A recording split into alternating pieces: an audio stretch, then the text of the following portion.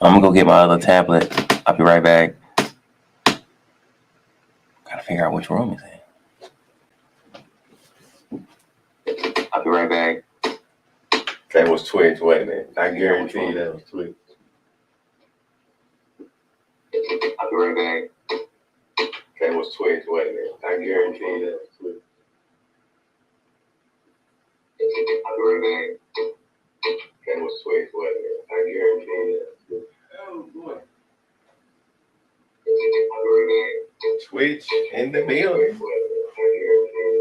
Oh, I gotta turn one of them down. I hear the echo. Still here. That's good to know. It's that one. I thought that was Twitch. That's YouTube. All right, I had to go get my other tablet so I could see my Facebook stream. I haven't gone live in a while, so my stuff was in different places. So I'm gonna go step by step, show y'all how I learned Hebrew, and I'm gonna actually be a learner myself tonight. So let me just do one thing, and I guess to make it easier for everybody, I'm gonna put the stuff on the screen too. But I'm gonna be writing down some stuff in person, and I'll explain a lot of how this is gonna work after I move this over here. I didn't have this set up, so why is it not showing my Twitch? It's supposed to do it automatically. I don't know. Okay, move that out the way. There it is. Twitch, we're good. We're good. We're good. I have to get Facebook up here sooner or later. And by the way, getting hot. I'm not gonna keep. It's this service I'm using called StreamYard. I'm not planning to keep it. So when my subscription runs out, I'm not gonna renew it, God willing. So I'm gonna possibly look for a better program to use and stream, because this one that I'm using doesn't give me as much as I would like for the money I have to spend. I have to spend too much money to use it, and it's just not good enough. So I'm gonna find something better for all of us. But the point of me telling you this is I won't be streaming on Facebook as much once that ends. But you'll still see me, God willing. I'll just share my YouTube video after I'm done live, or whatever, like I used to. Just thought I'd mention that. So anyway, the way I learned Hebrew was like this, and I'll tell you why I even started, but I don't want to make this too long. I just kind of want to get into it though. So I'll just try to briefly tell you how I even got started. I guess that's a good camera view. I guess there's a vacuum on my bed. I was gonna vacuum. I'll get to it. Whatever. So it was this guy named Cooper. I'm gonna just say Cooper. And I used to go to this church when I got serious with the Bible. And me and him, we was having this conversation about, did the sons of God, who were the sons of God? Spoken of in Genesis 6:2. And he was saying that the sons of God were humans, the righteous people, righteous men, righteous humans, right? And I was on the side that the sons of God in that particular part wasn't humans, that they were angels, the fallen ones. And he was saying that, okay, well, after all this debating, and he was like, well, what does it say in Hebrew? I was kind of just getting serious with the Bible. So I didn't know. I never tried. I never even heard of Hebrew. Well, have I? I don't know if I even heard of Hebrew at that point. But he was like, well, what does it say in Hebrew? And I said, I don't know. So he sent me this link. And the link shared, it was the English. It was of Genesis 6:1-4. And it was the English, the transliteration of the how you would pronounce the Hebrew, and then under that or above it was the actual Hebrew, and I've never seen it, so I didn't know how to read it. I couldn't read Hebrew. I didn't even know the sounds because this was new to me. So I told him. He said, "What does it say?" And I told him I couldn't read it. I said I can't read it. I said the only way I can read it is with the transliteration that they gave me for it. Other than that, I couldn't read it because it's another language, and I never even seen this language. So I read the transliteration that they gave, and from that day, I started learning Hebrew, and I'll show you all the ways on how you can do this to save money and all that. So, because when I started, I didn't have a job, so I'll give you free ways and ways that you can spend. So, let me share my screen. I'll just share everything, and I'm gonna go over how I learned it as well. Share screen.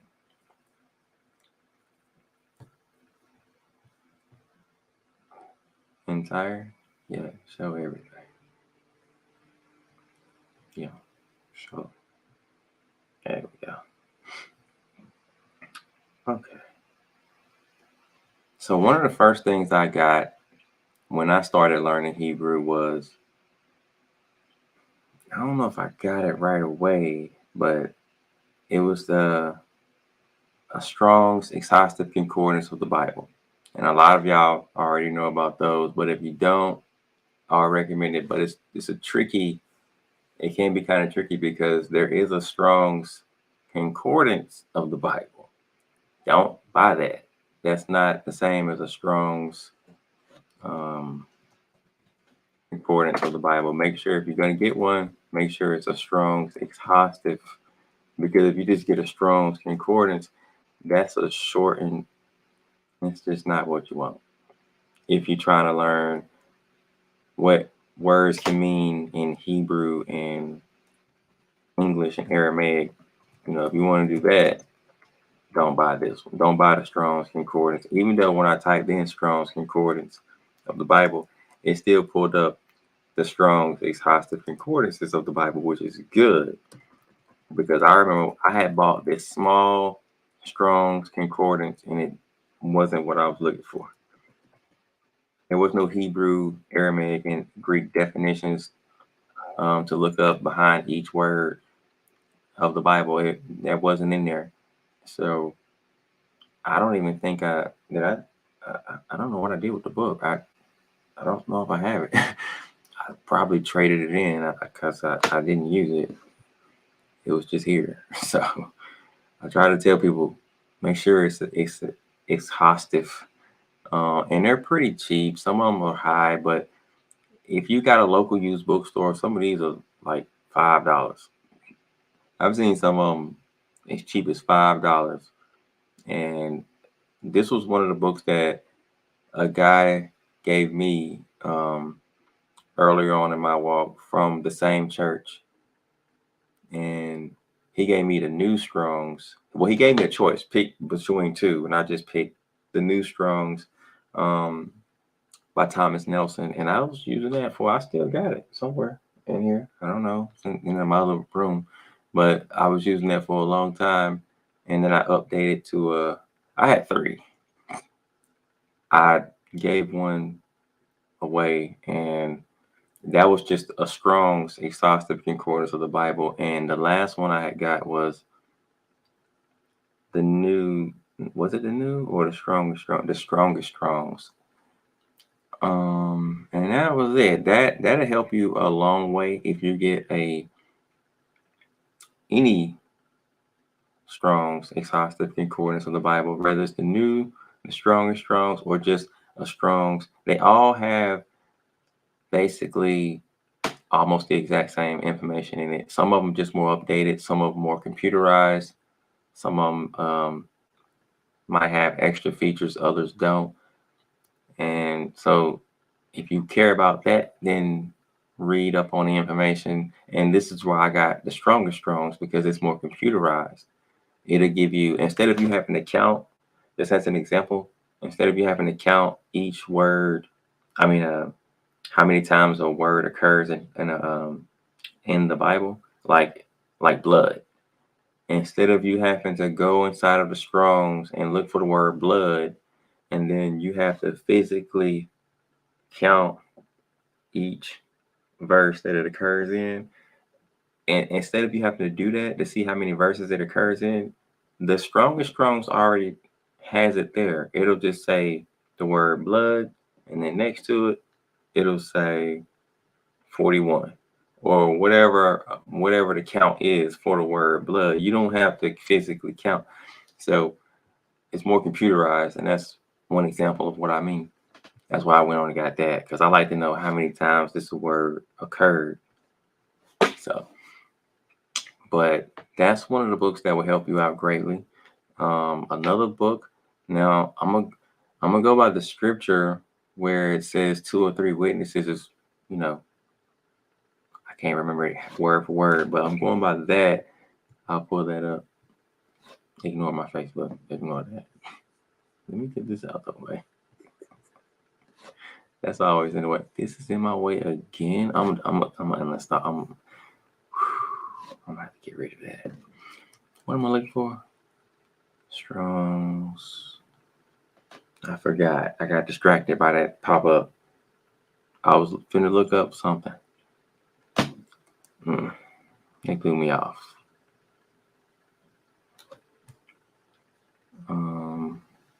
I forgot. What was I looking for? I was talking about the Strongs. Well, I know I'm gonna have to go here eventually, so might as well go ahead and type it in.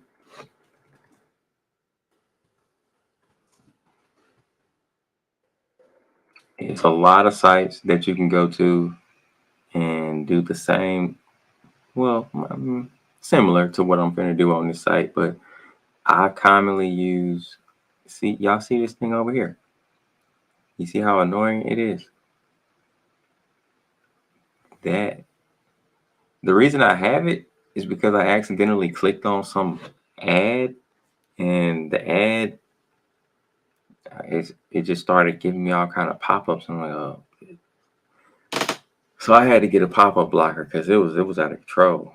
I'm like, look, gotta stop these pop-ups. But now the pop-up blocker is getting on my nerves with its pop-ups. It's not as bad as the other pop-ups, but it's just anyway. So what were we talking about? So yeah, Blue Letter Bible is a free, at least for now, they're keeping it free. You can donate to help them keep it going. But you can come here and type in, it's basically like a Strong's, it's Hosted Concordance. It allows you to use it. And now I remember what I was looking for, the 2 or 3 witnesses. That's what I was looking for. Might as well type it in here. When you have 2 or 3 witnesses, I don't know how they spelled it, but we'll just give an example. We'll just type in the word Hebrew. I want to specifically search for that word. So you'll learn your shortcuts if you're using a phone. I'm just gonna leave the stupid pop-up down there. But if you're looking on your phone, it'll be a bit different. I always try to use the desktop version because you get more features, and it's easier to me.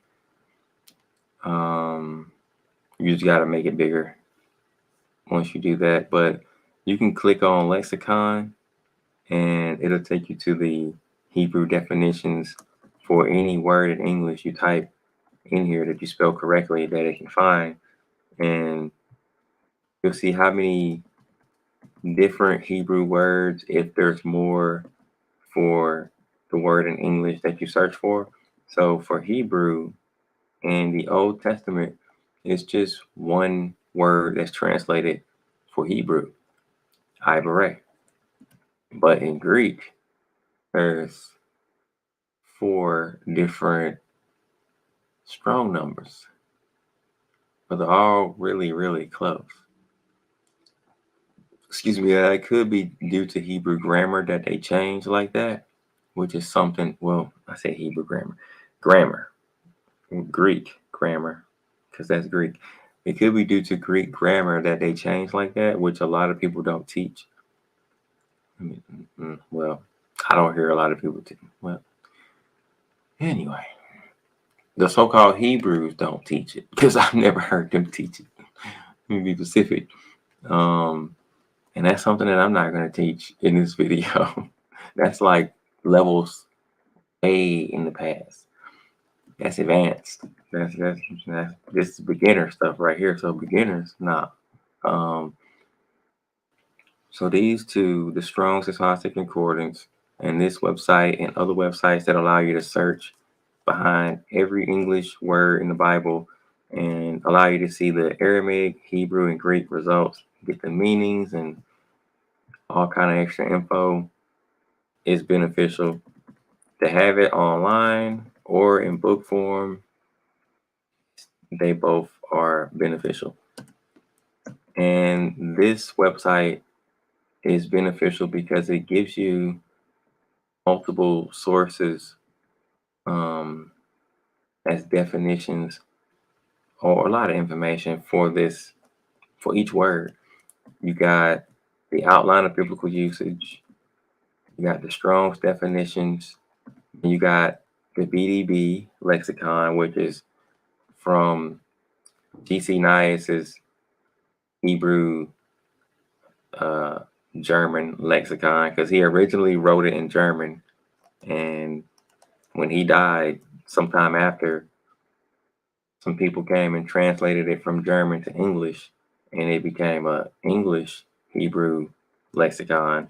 And some of the authors and editors, well, editors are Brown, Driver, Briggs, those three. But it's based off of G.C. Nias's work with their editing, and they added in the Strong's numbering system because that didn't exist when G.C. Nias did this that I know of. So it was added in. So you can get the book form of that.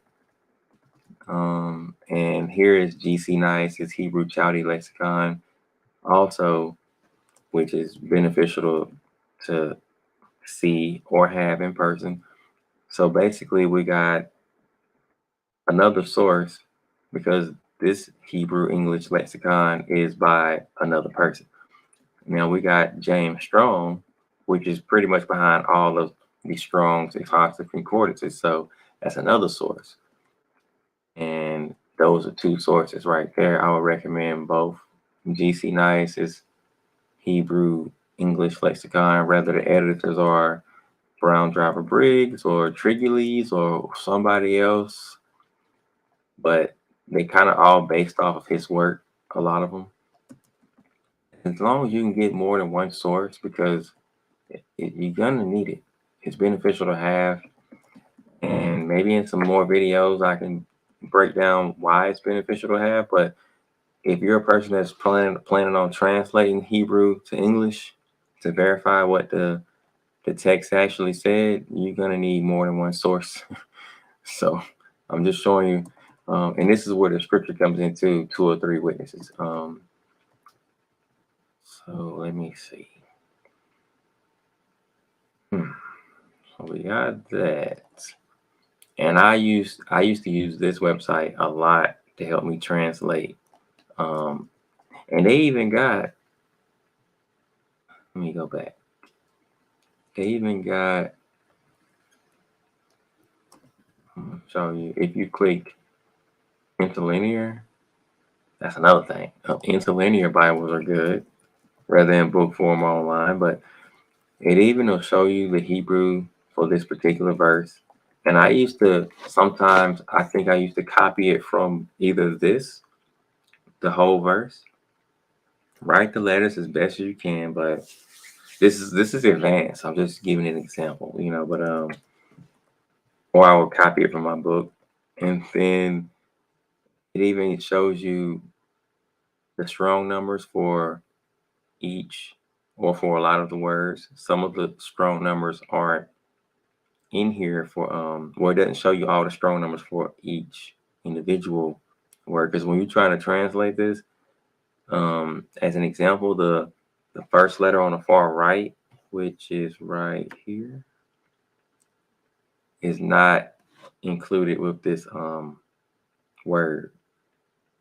It's a word connected with it. And you would have to find that another way. So that's why I say if you go, this is advanced, but if you're gonna be translating, you're gonna need, and this one too, a Bram, like this letter la, that's the sound, but lamb, that is not connected. Well, it's connected, but it's not. When you look at that Strong's number, you won't see la with that word. So in order for you to find what Strong's number that is in word, you have to do it another way. So that's why I say getting extra books will help you for that.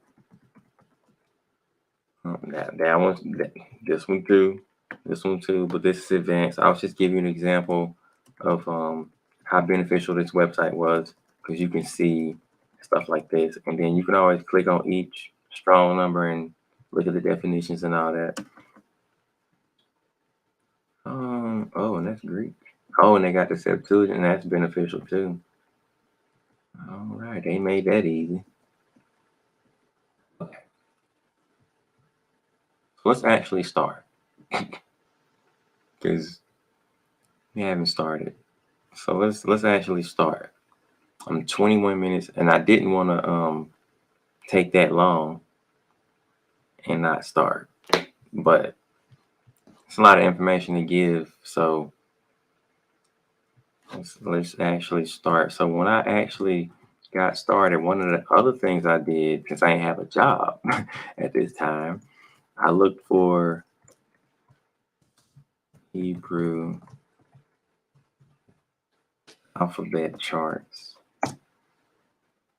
and I looked through a lot of images, and I found the best ones to me, and I used them, and I would save it to my computer or phone or whatever I was using, laptop, and use them to help me learn Hebrew. And we're gonna do that today, tonight.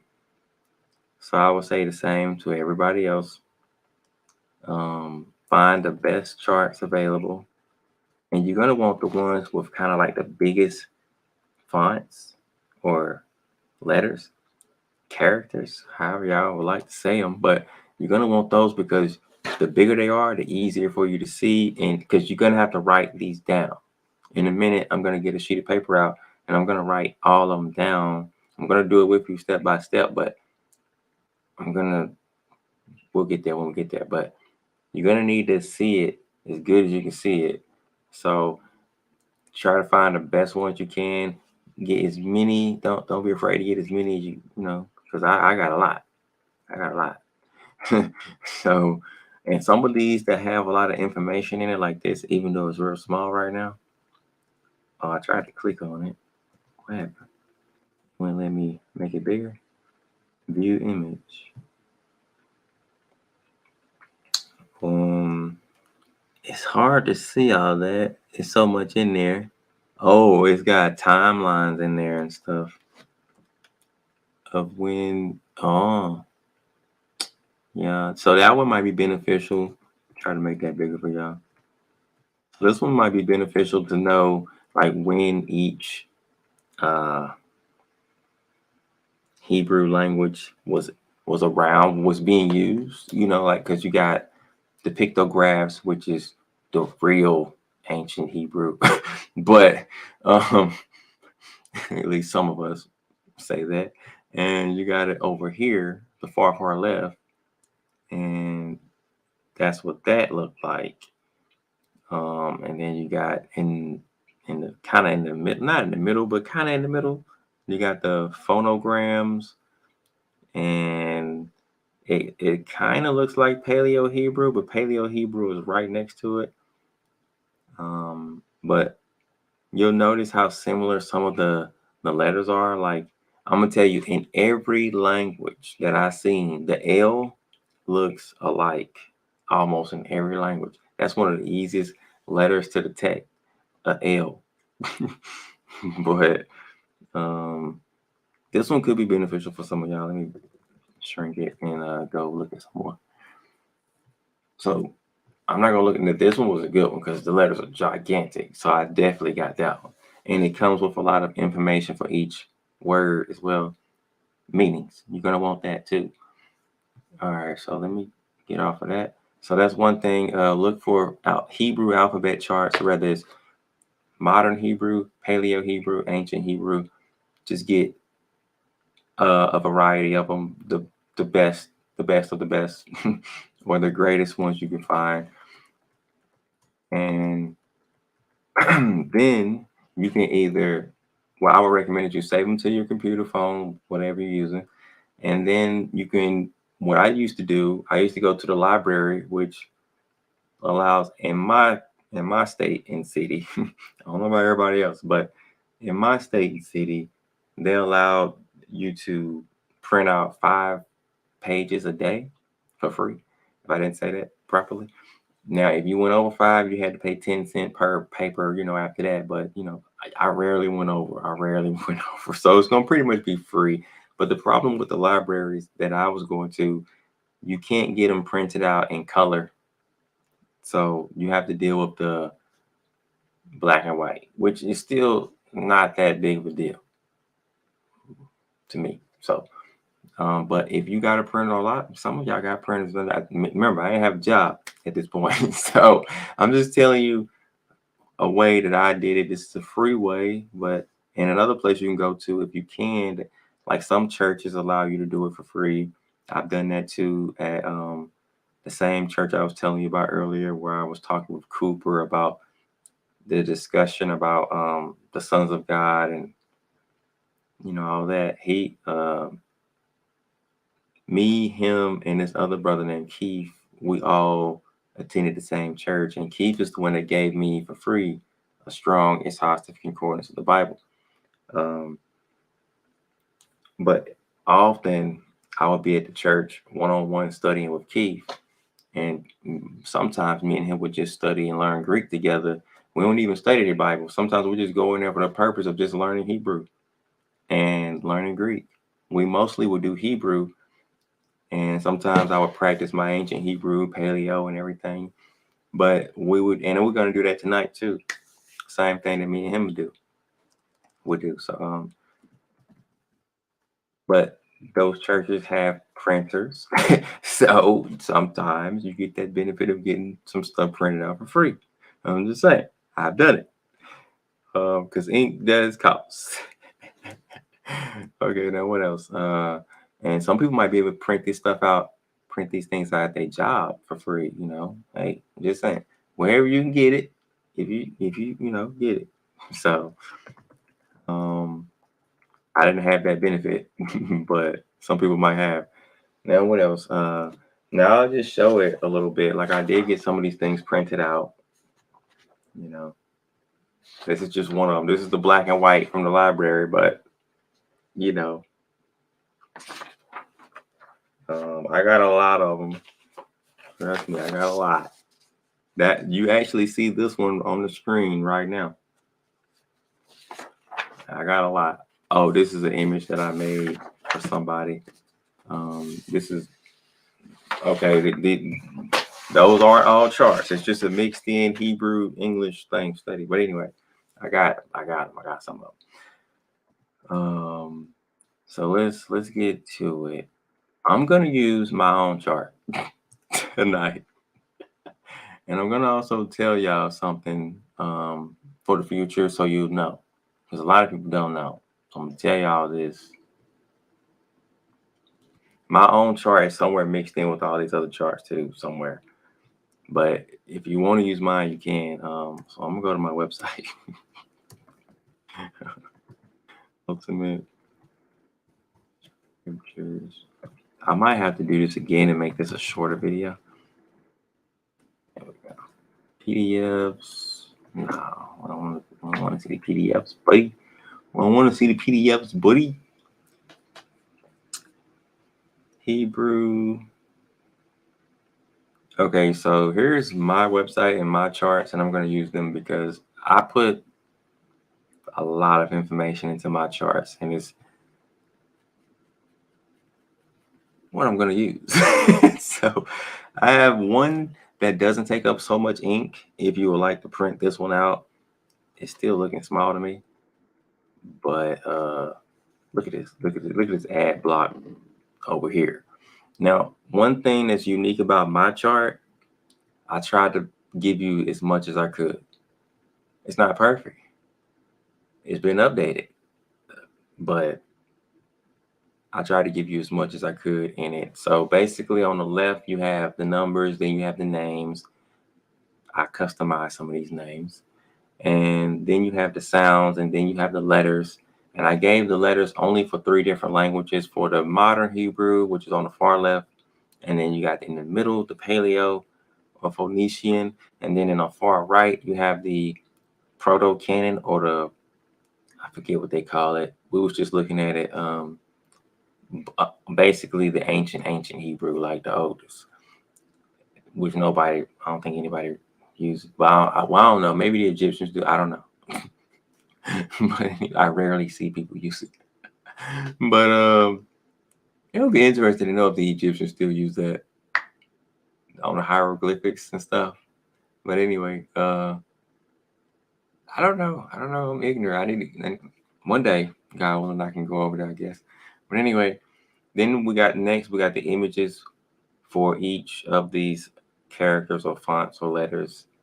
And then next, you got the meanings. Then next, you got something that probably no other chart gave you, which is the strong numbers for these things, which is hard to find for some of them.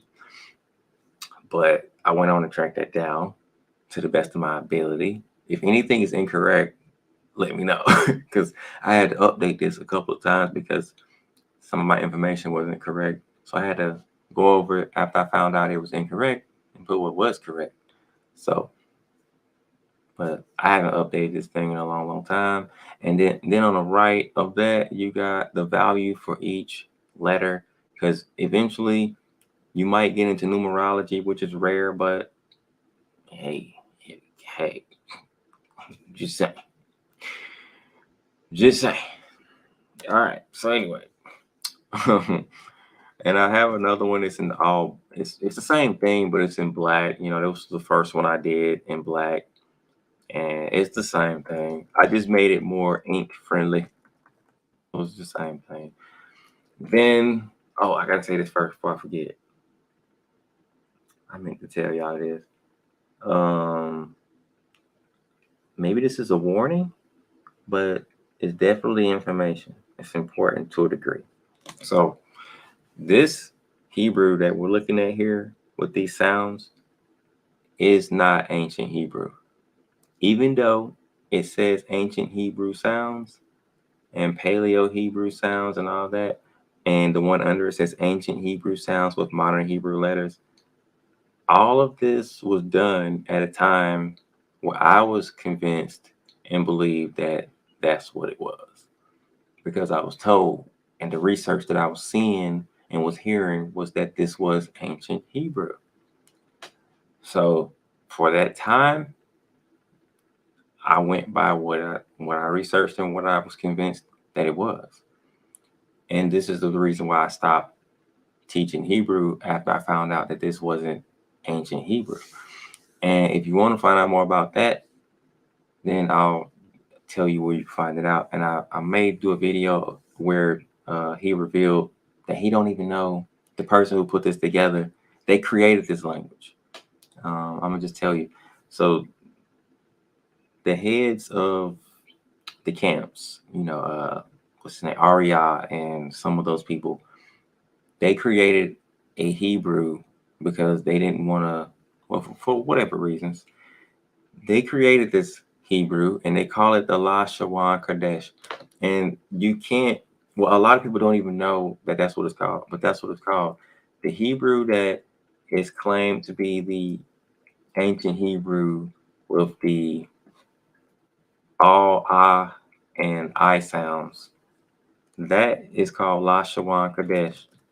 And you can look up the information I'm telling you about on YouTube if they didn't take the videos down, about how when Ariel was questioned about this Hebrew, whether it was really ancient Hebrew and all of that, it goes over how they created this language, and he said out of his own mouth that he don't know if David was speaking this language back then. And he was saying that he don't have a time machine to go verify it. He said they do it out of faith. That part, the last part where they do it out of faith, is not a bad thing. But the bits before that is the part that I have a problem with. So after I found that out, I stopped teaching Hebrew and I started learning modern Hebrew. But this is the Hebrew I'm gonna go over tonight. So I just wanted to give y'all that as a warning and some information that if you really look deep into this Hebrew, this is possibly not ancient Hebrew, but it is what a lot of the people in the Hebrew community go by. And if you ever go to Israel and you learn this Hebrew, you will be close to what they're speaking, but you won't be accurate. You will be speaking two different languages. So, but here's the good news. So even if you learn this Hebrew, you can always learn the modern Hebrew and the Paleo, and it's, I forget how to say it, but I can't remember how it said, but it was something that people didn't think you can do if you can do. So this is what we're gonna do. We're gonna use this chart mainly because we're gonna learn. I'm gonna tell y'all what's best to learn based on what's being used the most right now. The ancient Hebrew characters and the Paleo Hebrew characters aren't really used like that in USA. And for most websites and apps, like you can't even type in these characters, especially the Paleo Hebrew. So it's not really usable like that. And it's not in many books. It's becoming more popular, but it's just not beneficial as much right now. Even though a lot of people would like to go back to those, you can learn it. I did. Ain't nothing wrong with it, but it's just not being used like that. So what I did, and remember this is for the time, because I believe this was ancient Hebrew, but I put the same sounds that they use for the Lashawan Kadesh with the modern Hebrew. So that way we can learn the modern Hebrew letters with the Lashawan Kadesh sounds. That's the Hebrew that we'll focus on tonight. That's a long breakdown. What we won't focus on is these finals. So when you see number 11, 14, 17, 18, and 13, those 5 finals we will not do. And I'll explain what finals are. So at the bottom of this chart, it says finals, and I have each of those final Hebrew characters for modern Hebrew. Modern, that's the only one that did it. No, the ancient didn't do it, the Paleo didn't do it. And I gave an example of how it's used. So basically, excuse me, this is important, but not so important. But if you go, like, when you start getting deeper in your Hebrew, you're gonna have to deal with it. You just gonna have to learn it. So it's kind of no getting around it. But for the beginners, no, we're not gonna do it. But if you get deeper into it and you start looking at Hebrew English Bibles and definitions and stuff, you're gonna see these finals more. And you probably already did. Even at the beginning, you're probably gonna see it, or you probably have. But just know that they're the same letter. It just looks a little different, and the pronunciation it doesn't change. So it's like having a capital A and a lowercase a for those 5 letters. Like as an example, is another example. It'd be like having a capital B and a lowercase b. That's what a final letter is like equivalent to. They just, and I'll explain how they use it. So it says the finals used at the end of words, and I gave examples like and they use the final instead of the normal but it's the same pronunciation. The letter just looks a little different, and the next word to it is by the way, can mean mother, just to let you know. And the next word is Malak. A lot of people know that means king or can mean a king. And that's the final K. Well, it has in English, it would be the equivalent for a K, basically. But it has the ka sound. And that is, what number is that? Malak. That's 11. So, wait. Okay. My bad. I was looking at something. I was looking at it wrong. I'm like, wait, that's not the final, but it is. It is. I'm sorry. And when I write these, though, when I write all Hebrew, I don't use finals. I just don't like them. I was gonna say I hate them, but to me, it's pointless.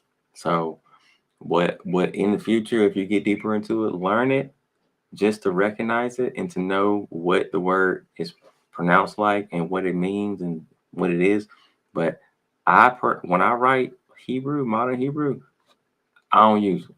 So for these words that will end with one of these letters, the modern Hebrew community or the people in Israel, a lot of them who use this Hebrew, they will put a final letter for whatever word they're using. But when I write it, it's gonna have just the regular letter. It's gonna be no finals. I can't. I just don't. It's stupid to me. And the other letter, the other word on there, it's another representation of a word with the final. But so yeah, we're gonna get into it. I'm gonna get a sheet of paper out, and I'm gonna show you how I will learn it, and we can learn it together. You can do what I do, and we can. So this is how it works. So we're gonna take a sheet of paper out, and we're gonna write 1 through 22, and we're gonna let me get a sheet of paper. Let me go and do this. I haven't done this in years, so I need to read. The reason I'm doing this is because I need to refresh on my Hebrew because I was thinking about it today. I'm like, I forgot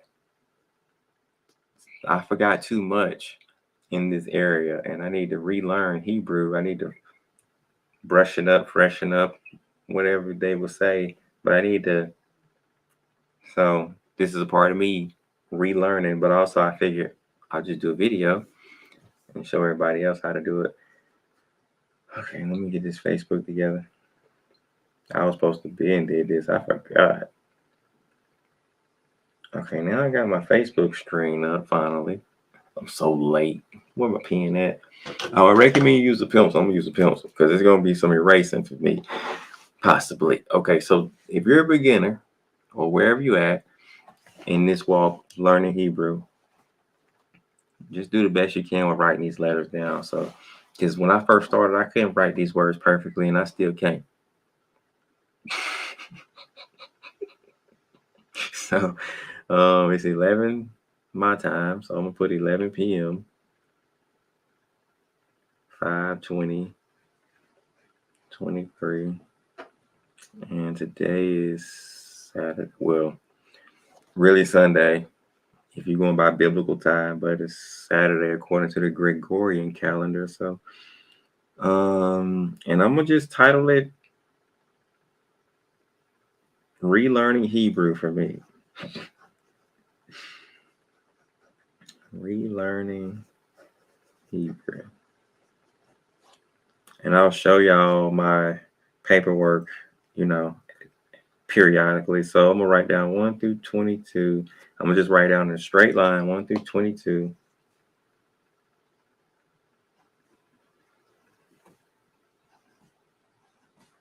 Ooh, I messed up. That's why I like using the pencil.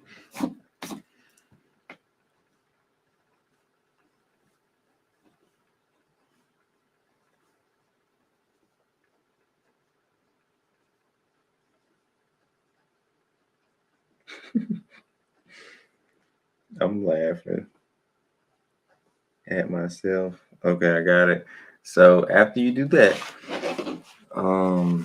then we're gonna write down to the best of our ability the characters, the fonts, the text of each letter without the finals. Remember, don't worry about the finals.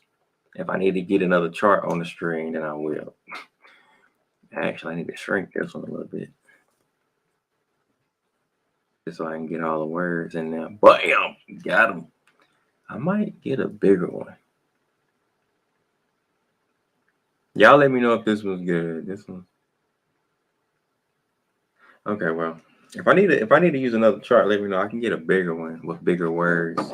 But whatever chart helps you best. I used to use multiple charts. As y'all saw, I showed a little bit from earlier. I got a bunch of these babies. Shoot. I got all kind of charts over here. This is the one that I thought about.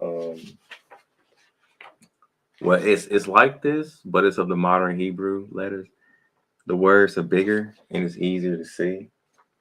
So I like charts like that.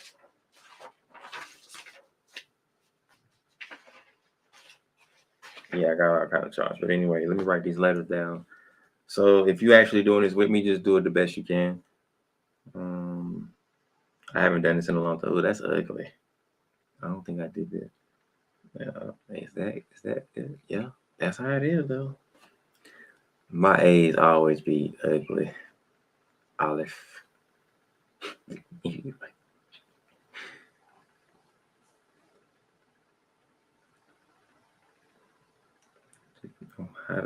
I'm trying to remember it without looking at it, but I can remember the sounds a lot easier than the characters.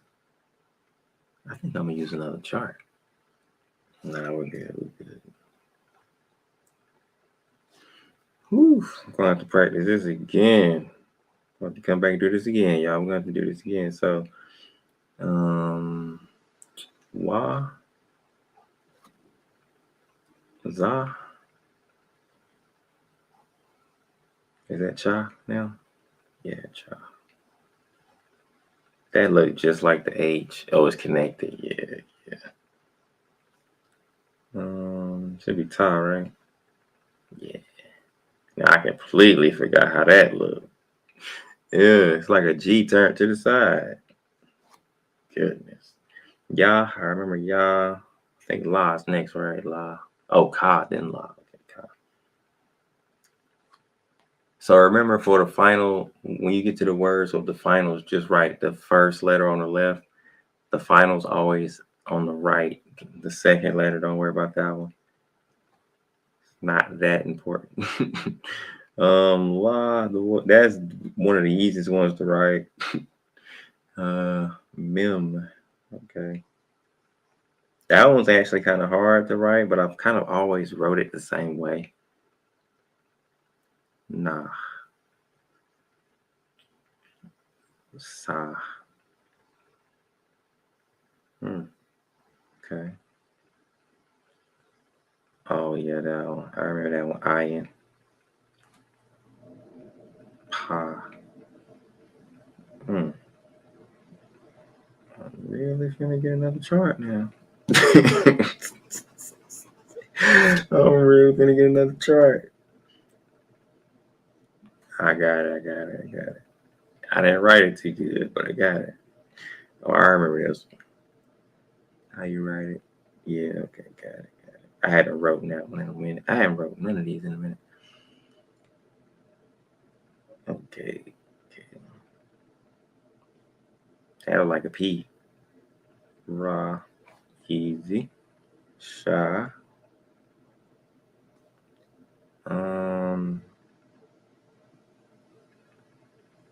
Got it. Okay, so I got them all written down.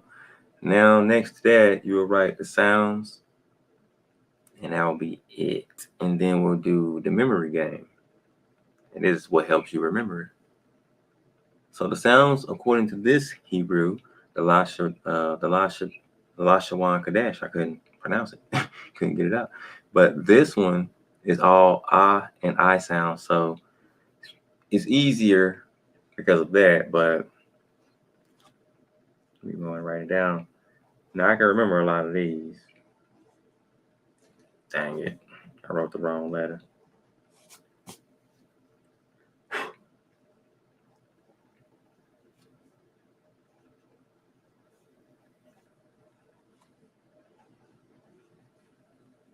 I don't even need to look at the string because I got the letters in front of me, and the letters are pretty much reminders of the sound. So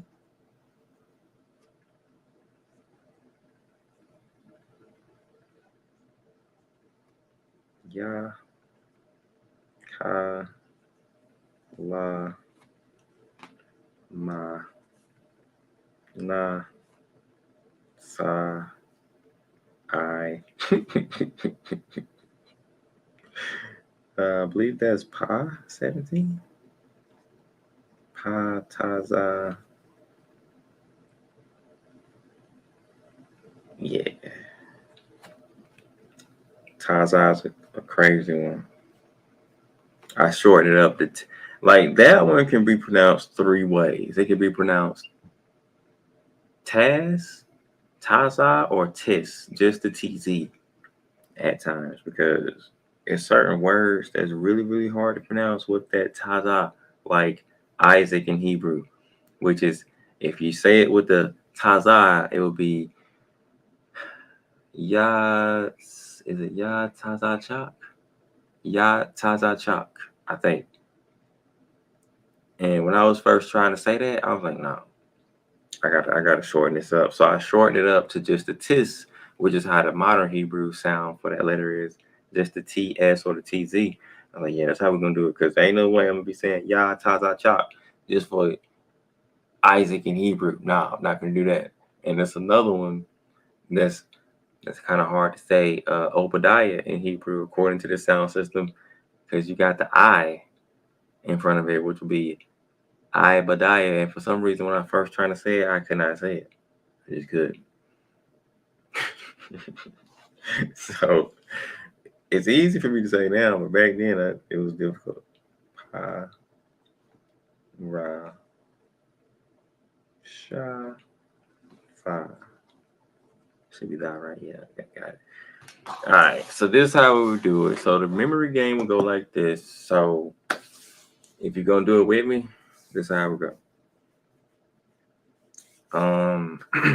And in the future, if anybody would like to actually get on this live with me and do the memory game by audio with me, it would be even better because one of my first, well, when I real early on, I don't know if it was when I first started, but it was very early when I started learning Hebrew. I did it with somebody, I think my first time, but if I didn't, it was really early that I started it.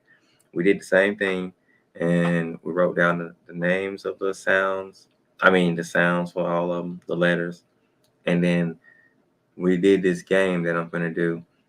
And if you do it with somebody else, it's beneficial too. So this is how the game will go. So I'm going to pronounce all of the sounds 7 times each. And then I'm going to pronounce all the names of the letters, which is not on this chart. I got to go up to that chart. So I actually forgot that I got to write down the names of all the letters. But I was looking at another chart. Okay, give me this one. That'll work. Let me write these names down because I didn't do that. I wrote down the characters, but not the names. Mm-hmm.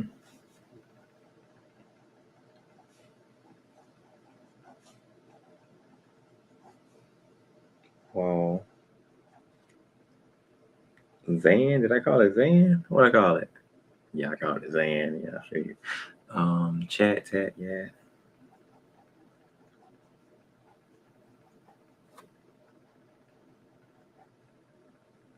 I think I called that Cap. Lamb, ma'am, Did I call it Nan? What I call it? Nan. Make it simple. Sam. Shorten it up because they call it Samick in modern Hebrew. Iron. What is this one called? Opay. Taz, Qua, Ra. That's actually Rash. Shin. Did I call it Shan? It's normally called Shin, but I changed it to Shan. I'll tell you why in a minute. Tao. Got it. Okay.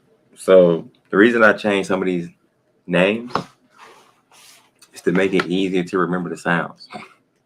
So for instance, Al is Aleph in modern Hebrew, but I just shortened it to Al.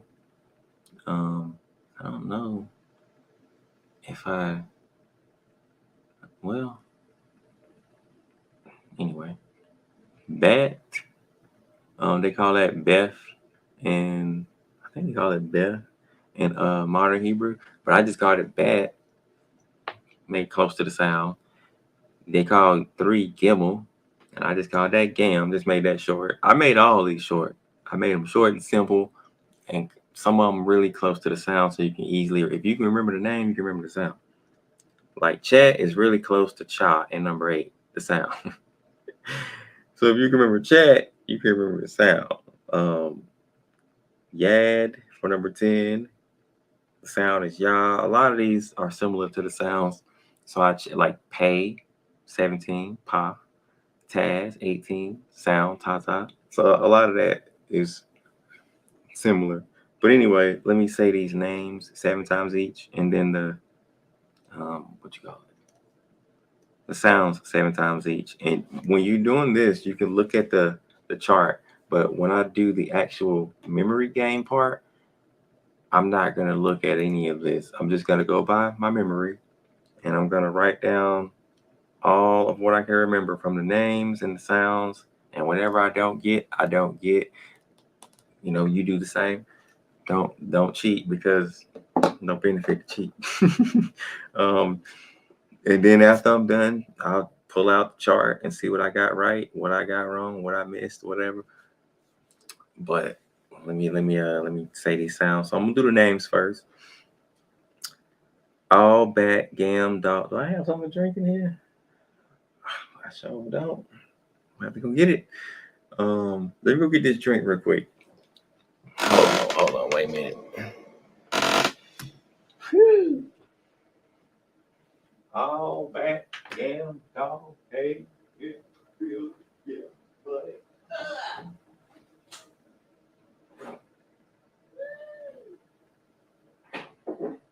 In the building.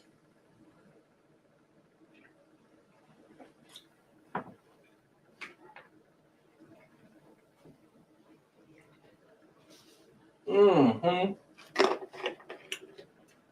Bam. All right. Let's do this. In the building.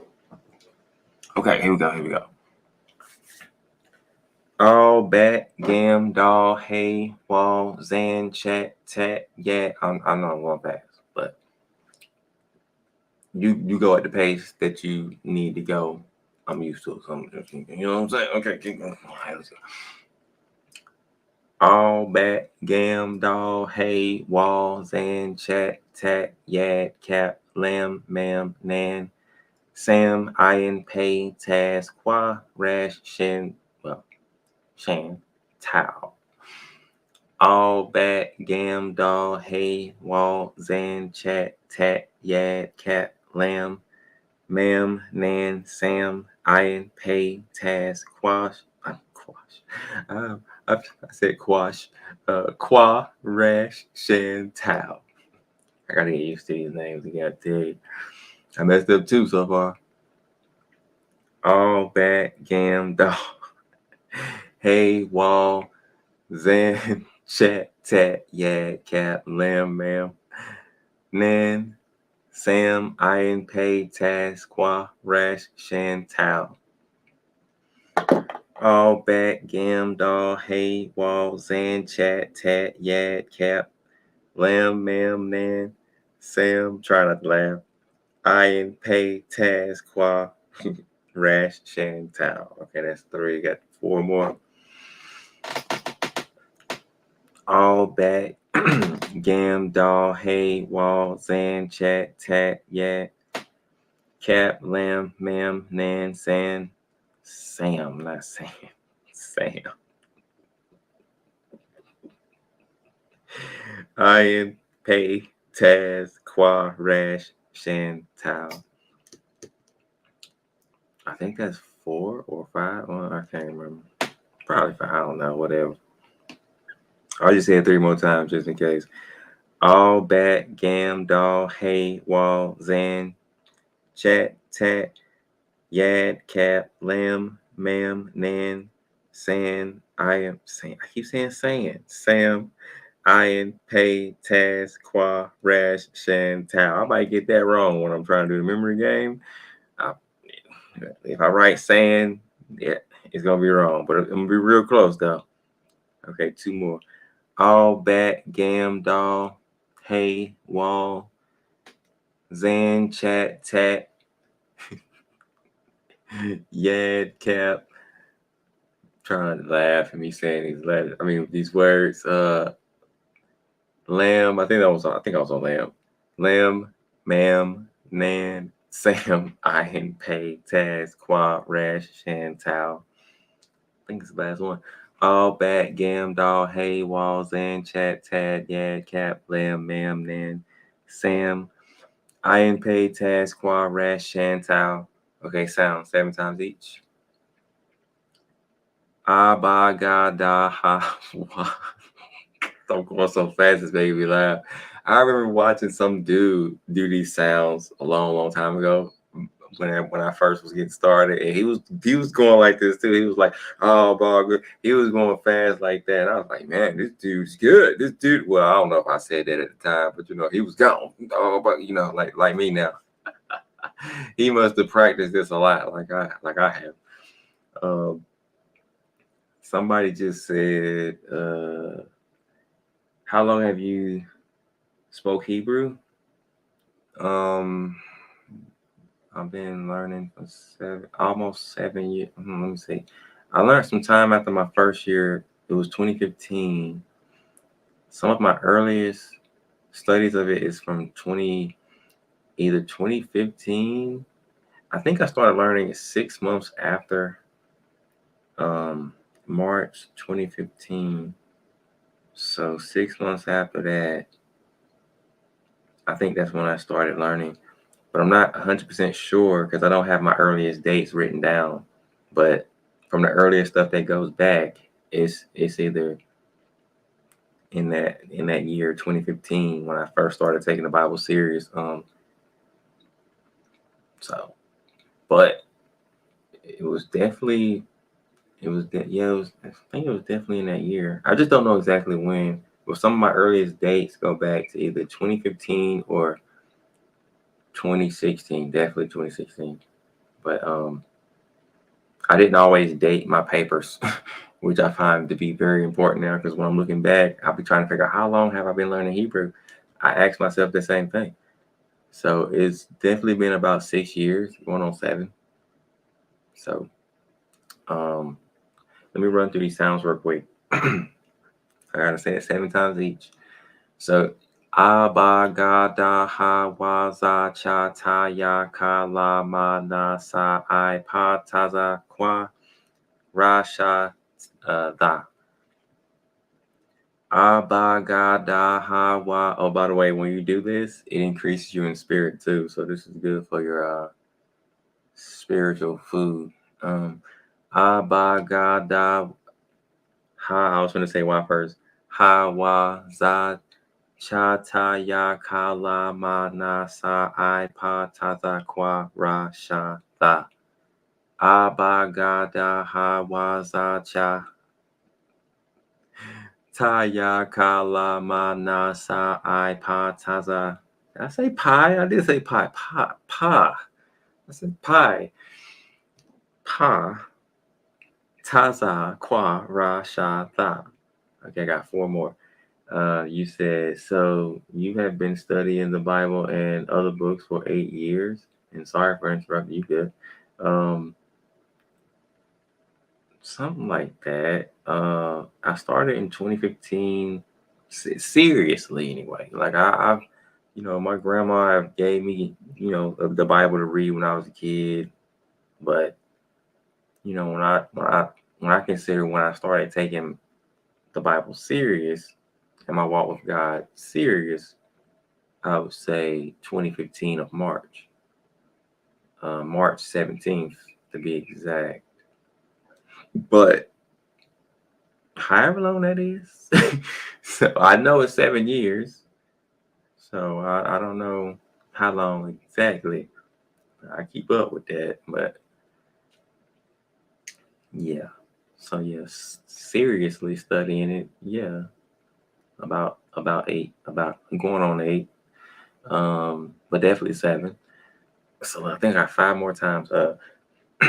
Abagada hawaza chata ya kala manasa ipa taza kwara shada abagada hawa zachataya kala manasa I pataza kwara shada. 3 more, I believe.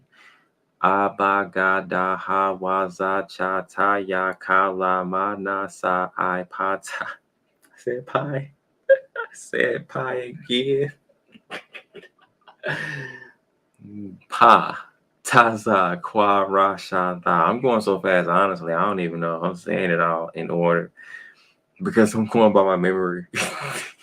I'm looking at the chart, but I'm not even keeping up with the chart because I'm saying it faster than I'm like going down the chart. I think I got 2 more times left to say it. I don't know. I'm gonna say it 3 more times just in case. I don't know, but abagada ha. Just thinking about how fast I'm saying it makes me laugh. When I started out, I wasn't saying it this fast, but as you practice it, you know. But anyway, abagada hawa za cha taya kala manasa. Try not to laugh. I pa taza kwara shada. I was gonna say ya. Abagada hawaza chataya kala manasa I pataza kwara shada. I'm saying it one more time. Abagada hawaza chataya kala manasa I pataza pi. I keep saying pi. Pa taza kwara shada. Okay. So then once you do that, if you with a friend, if you're doing it with a friend, which is beneficial, if you got 2 people, this is how you can do the memory game. And we're going to do the next part of the memory game after this, but I'm just going to explain this part real quick, and I'll read your comment after this too. So if you're doing the memory game with another person, the most I've ever done it with is 2 people. If you're doing it with 3 people or more, I could try to help you do that, but God willing, you'll figure it out. But with 2 people, you would say the names 7 times each. One person will go first and they will say it 7 times. And then the other person will go next, say it 7 times. So I guess if you had 3 or more, you would just take turns and y'all would say it 7 times each. The first person go, the second, then until the end. And then for the sounds, the same pattern. And then here's the second part of the memory game. So what happens now is you get rid of all the charts, all information that would give you clues on how the names are sounded out or pronounced and how the sounds are pronounced because you don't want to cheat. So I got to put my paper that I wrote behind me, and I got to move all these Hebrew charts from beside me. Y'all didn't know they were there, but I know they're here. I got a lot of stuff right here. So let me move these all behind me. And I got charts on my screen, so let me move this out the way so I can't see none of that. And let me move that. Okay. And I'm gonna read your comment, and then I'm gonna do the memory game. And you said, how many books have you read, and have you read them fully? And reading this is good. Well, good thing is Sabbath. Okay. I used to keep up with how many books I read and how many books I read fully, but I honestly don't know anymore. But I used to have this paper, these papers where I used to write down each book I read entirely, and I stopped at almost 200, but I don't know anymore because I stopped doing that. So I really don't know, but I know it's over 100. I was going to 200. I might be over 200 now, but I stopped counting, so I don't know. And that's my answer for that. You said how many books have you read, and have you read them fully? Yeah, so it's over 100. It could be over 200, but I'm not sure. I would have to go back and like verify what I've read fully and re well and like keep it going. Write down all the rest of the books that I read fully, add to the list because I haven't done that in a long, long time. So, and you also said, and reading this is good. Yeah. Okay. So now it's the memory game. So I got all the cheating stuff out my way. No string. I got 4 or 5 strings. I'm looking at 1, 2, 3, 4. I got 4 strings, and none of them have anything that I can see the the Hebrew names or sounds, and all the charts and my paper is behind me. So um, what else? Whoever's doing this with me or in the future, just at home or with a friend or whoever, just put all your stuff away. Just put down your papers. Just or turn it over. Just make sure it's out of sight. You don't want to cheat. Put all your charts away, and then if you're playing with another person, this is how it would go. Be playing with 2 people. So since it's 22 letters of the Hebrew alphabet, this is how the game will go. One person will start, and whoever starts, if it's 2 people, it goes like this. Let's just say I start. So I would say we'll start with the names. Let's say we start with names. You can start with the sounds or the names, but we'll just use names for now, right? So if I start, I would have to try to remember 4 names. Yeah, 4 names. I had to make sure I did that right. What is that? Oh, my computer's dying. Let me put this charger in it.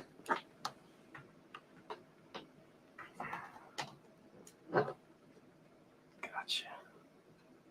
Okay. Shut up, laptop. Okay.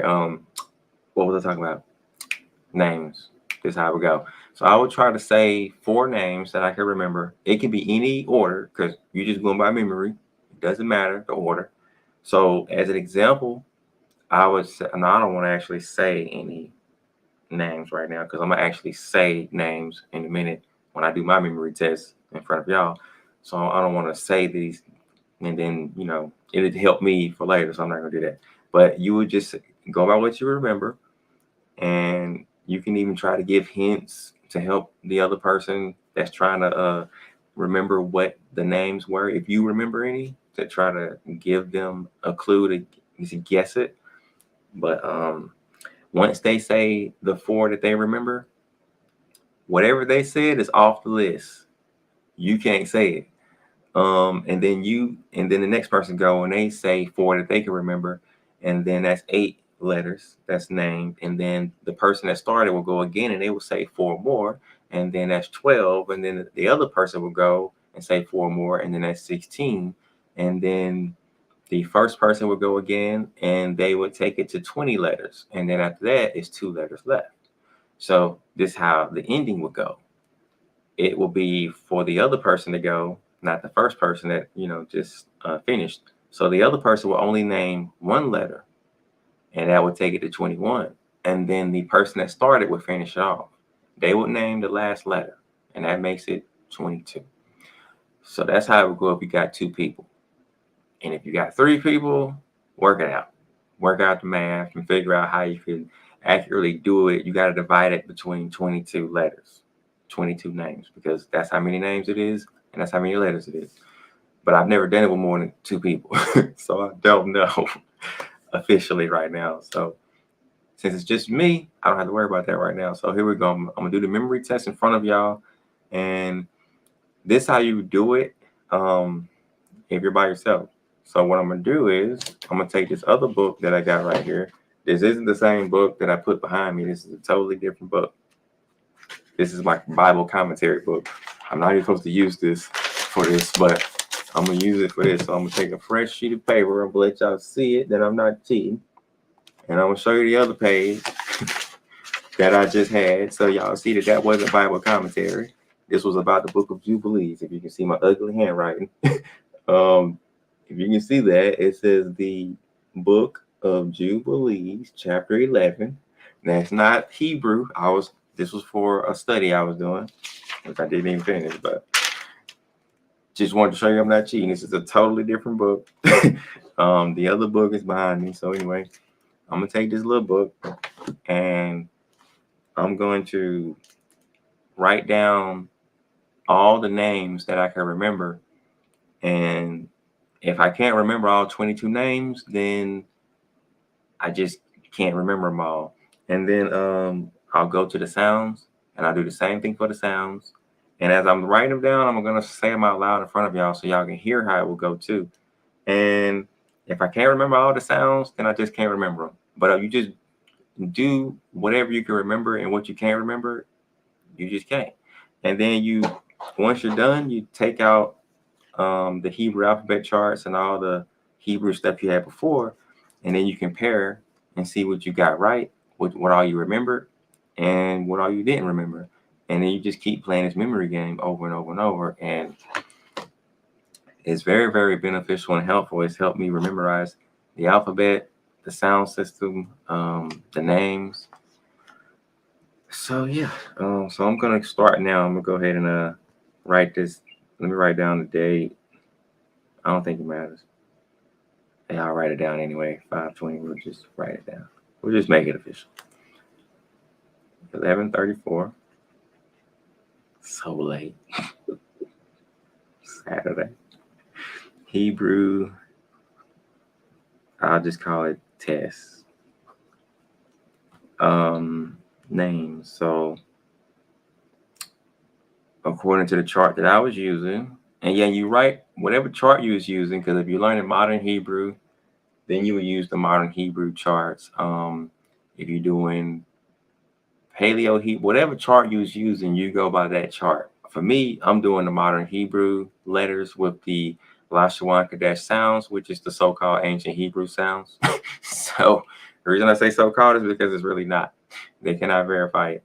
But that's the one, that I'm doing. So those are the ones I'm going to be going by. So according to those names on the chart that I was using, that's how I'm gonna. So anyway, we'll start. So the first letter, all for my chart. Oh, it's so hot. It is so hot. I gotta take this off.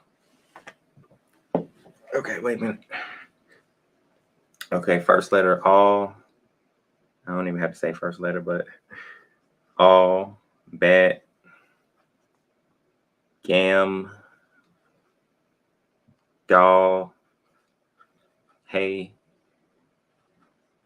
all, bat, gam, doll, hey, wall. All, bat, gam, doll, hey, wall. Chat, tat, but what's in it? Is it something else? Zan. Here we go. Zan, chat, tat, yad. That's 10. Chat, tat, yad. Okay. I think the L's coming, but the K might be before it. I think the K is before it. All back, gam, down. Yad. I'm gonna just say cap, just in case the K is before the L. I don't know. It doesn't have to be in order, but cap, lamb,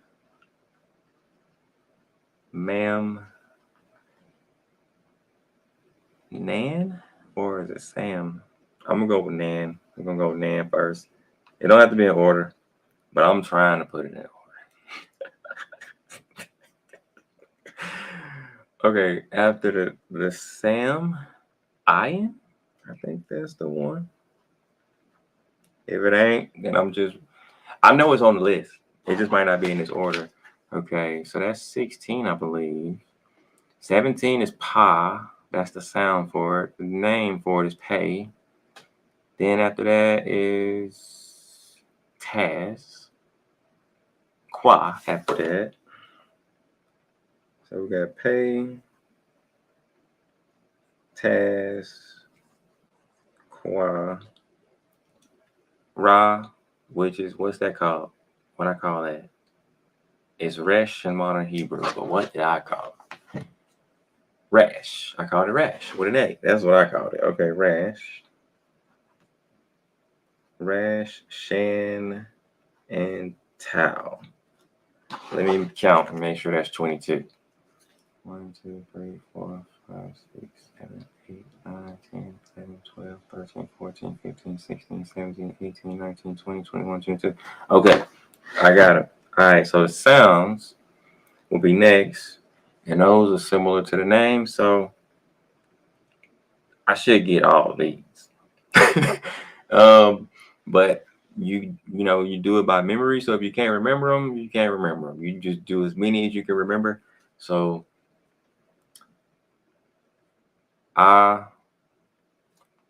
ba, ga, da, ha, wa, za, cha, ta, ya, ka, la, ma, na, I. No, not I. Sa, and then I. Okay, sa, and then I, and then is it taza? No, pay. No, pa.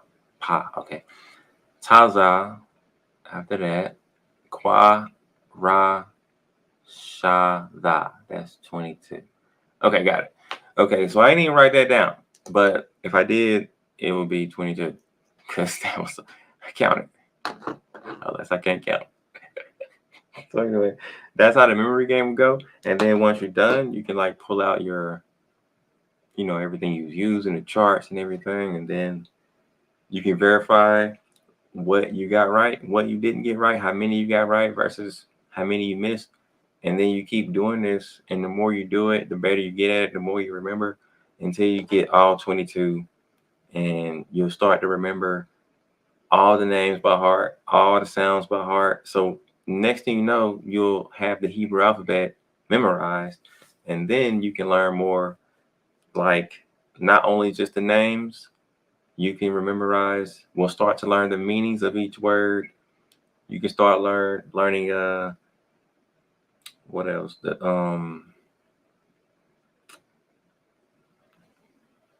Maybe that was, well, I guess just take it further. If you want to go further, you can start reading the Bible in Hebrew, which is something I'm thinking about doing. But let me go in the kitchen and do something real quick, and I'll be right back. I'm gonna tell y'all a benefit in a minute.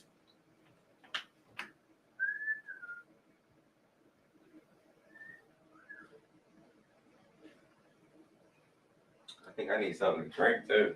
Yeah, let me get a drink too.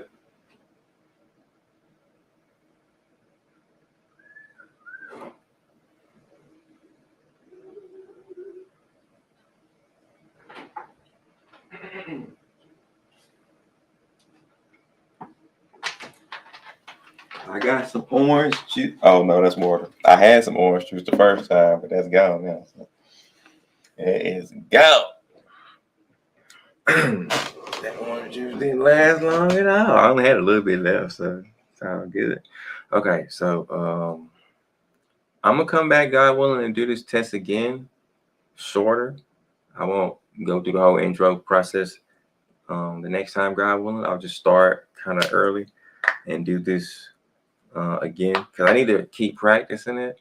I remember everything, but not as good. My bad, I was popping my knuckles. But anyway, so here's a benefit though. Once you learn this, you can go. Matter of fact, I'll do it on the screen. Let me move this paper out my way.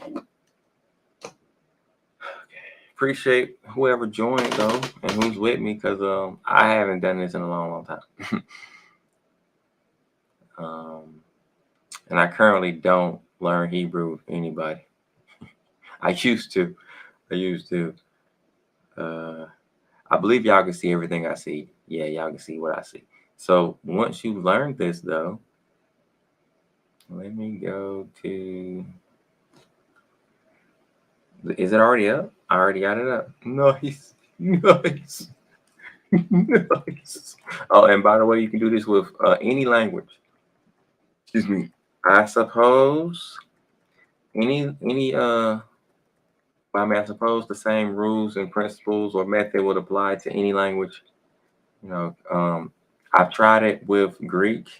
It works with Greek too, which I need to do more of, but it works. It works. So there we go. So this is an example.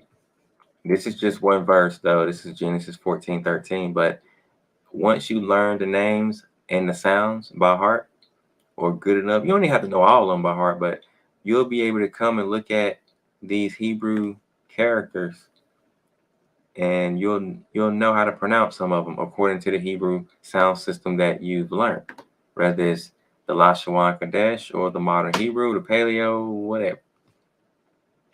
You'll be able to pronounce it. Like, here's the thing: it's just like English. Once you learn how to pronounce the alphabet and the sounds of it, you can pronounce the English words too. You can sound them out, but the similarity is you won't know what each word means though. The same way how we go to an English sentence and we can read the sentence, but we struggle with certain words. We got to sound it out, but we can. And the thing is, we might not know what the word means. We might have to look it up. So that's when dictionaries come in. It's the same thing. So you'll be able to read this. You'll be able to pronounce all of it, but you won't know what it all means. It's the same thing. And the way you find out what it means, you have to get Hebrew English dictionaries. So I'm just showing you that that's the benefit. Like I can read this all. I can read. I can pronounce all of this. It might take me a minute or two or however long, but I can pronounce it. But what does it all mean? I couldn't tell you what it all means. I can tell you a few because I've recognized a few of these words before. So I know what a few of these words can mean, but I don't know what all of them mean. And in order for me to know, I would have to look at the definition for each word and letter. Because some of these letters are connected to words, and it just looked like it's all one word, but it's really two words connected, sometimes three. But that's how Hebrew is. So, like for example, this word right here, this is two words. The la is one word. I mean, well, it will be looked at as one word to define, but it's really one letter, but you will have to find it individually. And then this next four is another word. And this is, I'm gonna say it all together, La Abaram or Abram.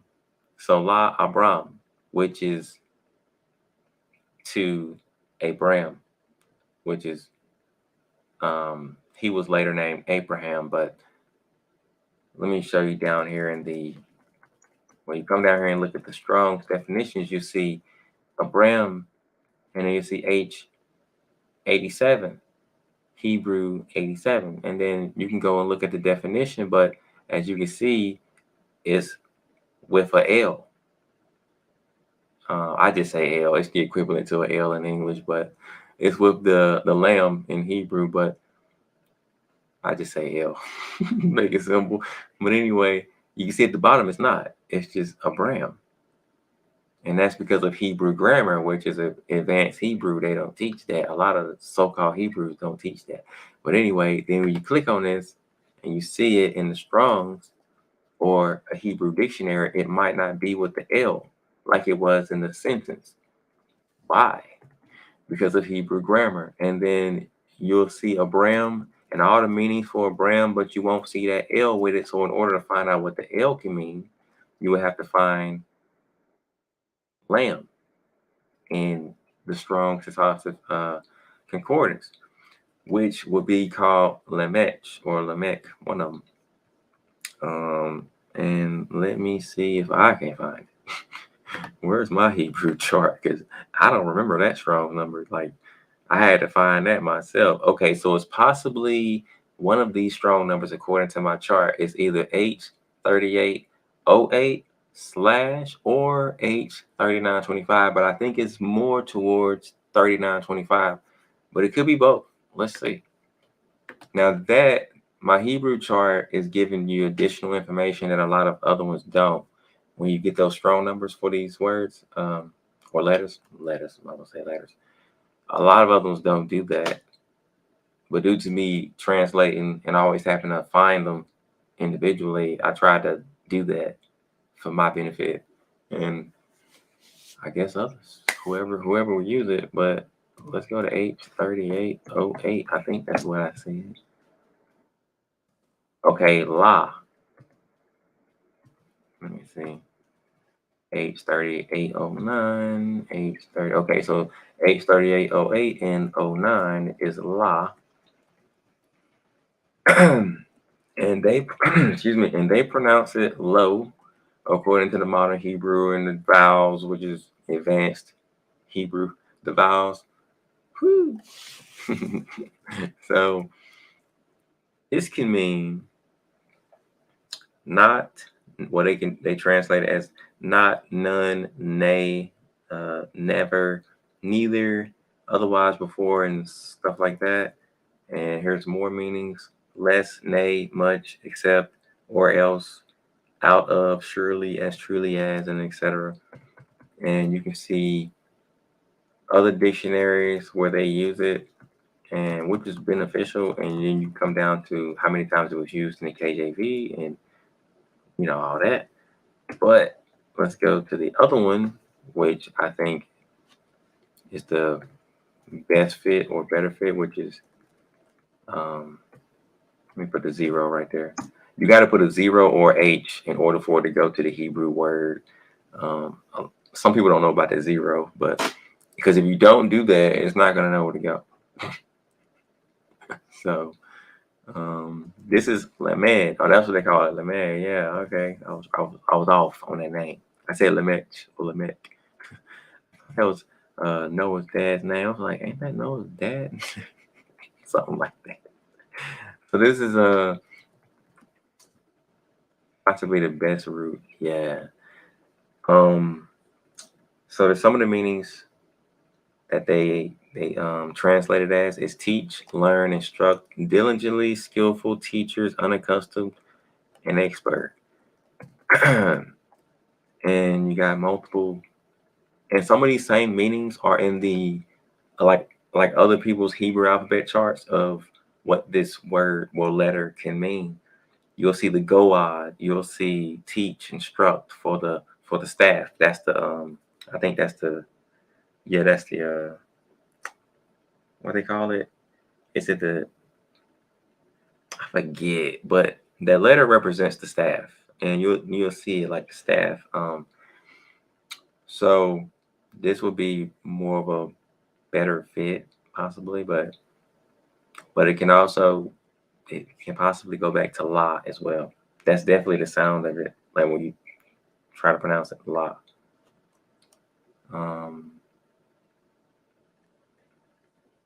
And it can also be translated as two at times. You'll learn. If I'm correct, you'll learn. As you see it in sentences. Let me see if I can find it. Give you an example. Back, back, back, back, back. No, back, back. Okay, now look at this. This is where we were before. Now I'm gonna go up and I'm gonna show you in the sentence how they translated that. So in Genesis 13, 14, 13, remember it's we got Abraham once, twice. Okay, we got Abraham twice in this sentence. So I gotta find the other Abraham too to make sure we get the right one. This is the first one. Where's the second? Abraham. right there. Okay, so I see the second. Okay, so this one will be the first, where it says, and there came one that had escaped and told Abram. So there's no two. We got told. Now I'm not sure if that's actually perfect. That's actually perfect because, well, it could be translated as told, maybe. Let me see. Let me look at the interlinear to see if another word can be translated as told. No, we got another word for told. So la is just connected with Abraham or Abram, but it isn't. Nothing translated for it. They didn't translate it because now God is told, and is the wa before told. So you got the Hebrew phrase wa nagad la Abram, but nothing is translated for la. La is just there. They.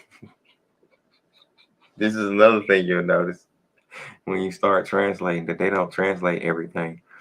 But if you do, you'll find out it can mean more. It have extra meanings. But common thing. You might get frustrated when you see it because I've seen a lot of stuff that they didn't translate. So I didn't even know that word wasn't translated right there. I mean that letter, that word. Let me go to another example. Let me see. To the Lord. This is where you're gonna see it a lot. When you look at the Hebrew phrases for this. No. I just need to the Lord. Wait.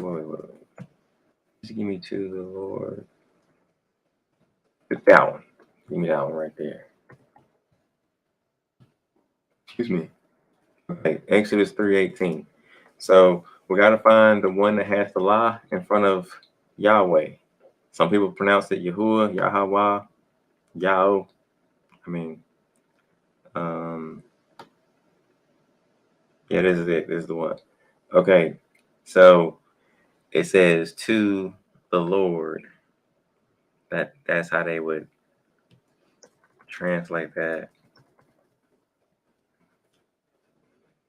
Where is it? Did I pass it already?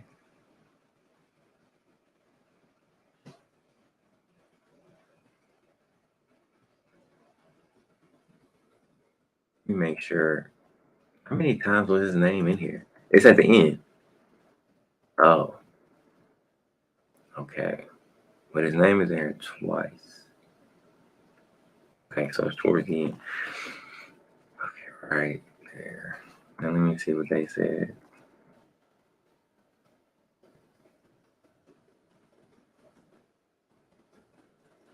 And there's a lot. Okay, here we go. So they translated that last part.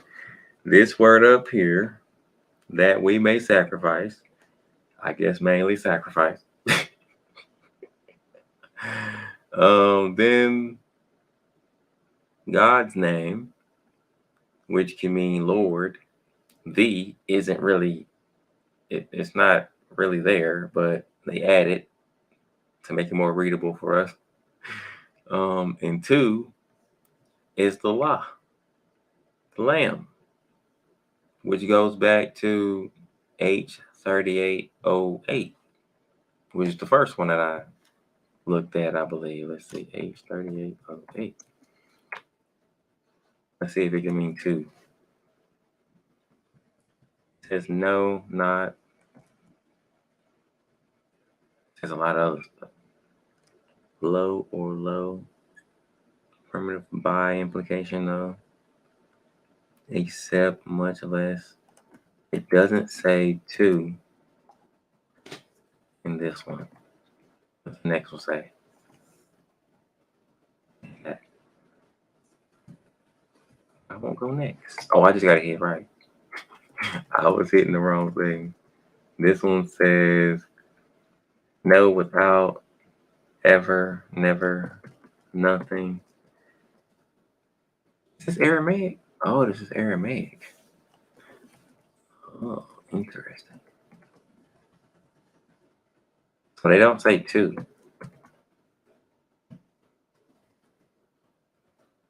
Okay, well, I think it's two. If it ain't two, then they just adding it there and not translating it. That could be what it is. But so I'll say I thought it was two then. I thought it was two. Because I always see it before the God's name and it'd be like to the Lord. I'm like, well, what? Well, what? Where's two? Where's the meaning for that? What word means two? Maybe they just added words in there. So anyway, they do this a lot though. It's another word that's commonly used. The bee, the bat, like in the house. I'm typing the house. Are you typing in? House of God? You gotta type it in the house. You're just typing in the house. In the house. Okay, we'll see what this says. The N might be the B. I think I'm right about that one.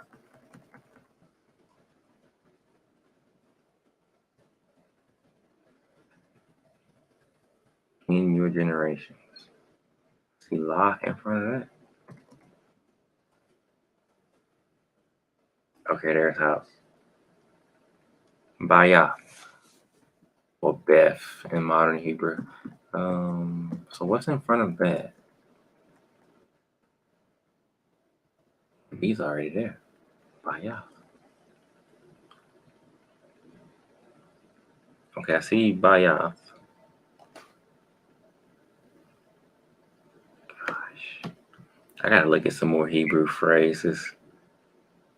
Call. I miss some of these words. No, I don't see the one I was looking for. Bon. Bon Nakar. I don't know what Nakar means. Malak. Bon Nakar. King. Son. So it's probably son of the king. Whoever this is, Nakar. I don't know what that's translated as.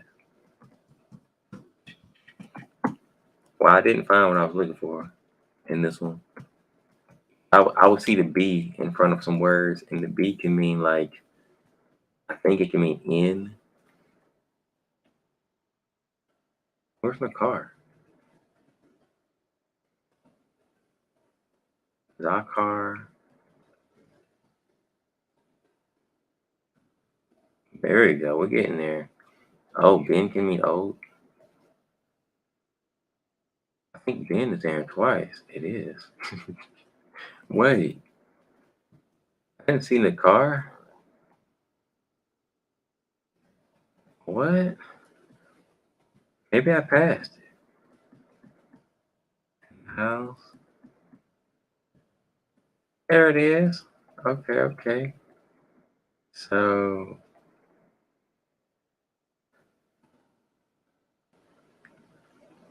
wait. That's not Malak. Did I read it wrong? I think I read it wrong. La. What was it? Oh, I mixed up the L with the K. That's McCall. I said Malak. It's funny. That is funny. Okay, so it's McCall.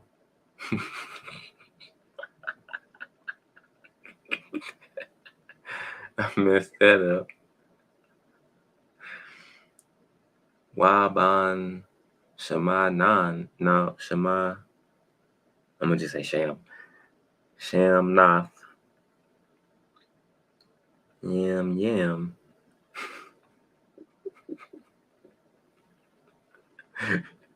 uh, that sounds so funny. Oh, let's see what we got here. Yum Wall.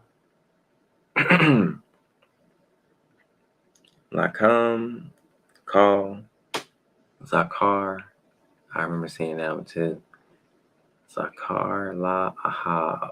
Oh, man, love that word. Zakar. So yeah, I was right. I can pronounce it all. I just don't know what it all means. So, but that does give me the idea that I can definitely just read the Bible in Hebrew now, and then all I would have to do, which would be a lot of work, just look at each word in the Hebrew dictionary. It's gonna be a lot of work, but I've been thinking to do that. Okay, so we got the game, we got the Hebrew thing out the way, the Hebrew game and all that out the way. So I just try to give some more ways, I guess, to learn Hebrew. But those ways help me out a lot. Looking through the Strong's Concordance Concordance, whether it was online or by book. Where is my? Do I got a Hebrew English Bible in here? I got an interlinear, but not. Wait, what? I got a Greek. Nah, that. Wait, what's that? That's it. I think this should be it right here. Yeah. The words are small, but I got one. So also you can get a Hebrew English Bible. This one is Hebrew on one side, English on the other for every page. But this one is unique because this one is Old Testament and New Testament. Let me make sure. And New Testament. Okay, so this one is Old and New Testament. Most Hebrew English Bibles don't go to the New Testament.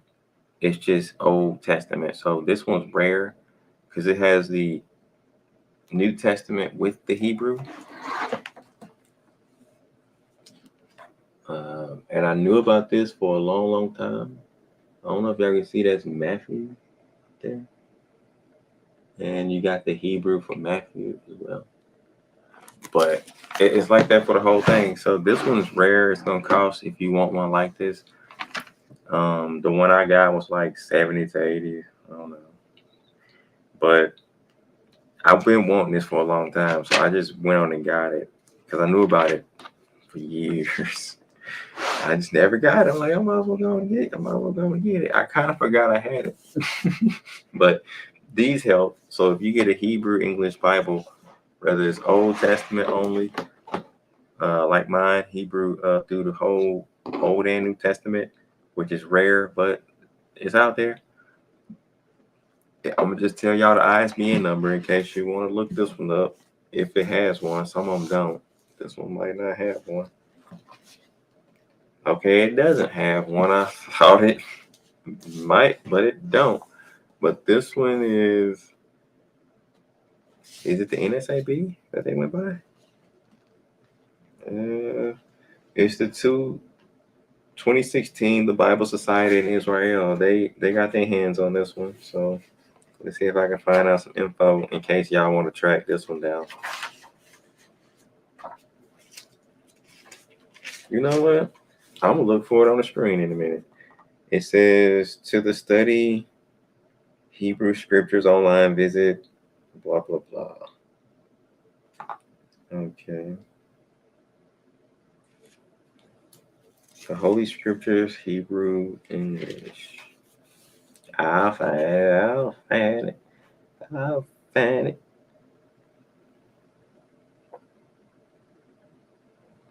Oh, and I like this. They give you the information on what they use. So it says the Hebrew Old Testament text, Biblia Hebraica Stuttgartensia, edited by Carl Ellinger or Eliger.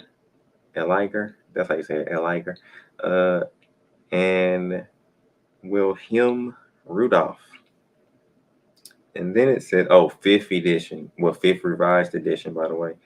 Edited by Adrian Skiinker. That's a last name, ain't it? Skiinker. All right now. Then it gives the date. What is this one? 1977. Oh, copyrighted 1977 and 1997. I can't pronounce that too good. Used by permission. For the New Testament, they got the Modern Hebrew New Testament text, copyright 1995, revised edition 2010. The Bible Society in Israel, and they basically give you like a lot of information on where they got this. Oh, the English text is the New American Standard Bible. That's what I thought. NSAB. Yeah, so I was right. They used the NSAB. So I'm gonna definitely track this down real quick. Because that's what I thought. Okay, so let's see. NS New American SAB Full Hebrew English Bible. This might be it right here. You purchased this item on January 6, 2023. Yeah, that's it. So the price went up a little bit. Or maybe it was like this when I bought it. I can't remember. But it used to be like $79, which ain't too far from it. It's up $10, but it might go back down a little bit. But I wonder the used ones. Oh, well, you can get a used one in very good condition for a little bit less. So that's probably the way to go. But there it is. There it is. That wasn't hard to find. Biblical Hebrew alphabet flashcards. Oh yeah, that sounds good. I might need to get these. I mean, they look good too. They looking good. They looking good. They looking good. Look at these babies. Looking at some of these. Oh, they got a chart. Okay. All right. All right. All right now. I'd be tripping, but so that's another way you can learn it too. Hebrew flashcards, which I've never had, and they also got some that you can type in and download and then print them out for free, and then you got to cut them out. But you got to type in Hebrew flashcards PDF, I think, and then download the PDF. And if it's still available, you can do that. But one day I'm gonna probably get me some Hebrew flashcards. One day. One day. That would be nice for kids, I guess. Yeah, I think so. I'd be tripping. So we got Hebrew flashcards. They got Hebrew apps too. Hebrew learning memory games on the apps for free. Now I can't speak for people that got, the iPhones. I don't know. I got Android, so I don't know how they go. But just telling you. They also got Hebrew flashcard apps, I think. Maybe. I haven't looked in a long time. But they got stuff like that for the apps. What's up, Sheena?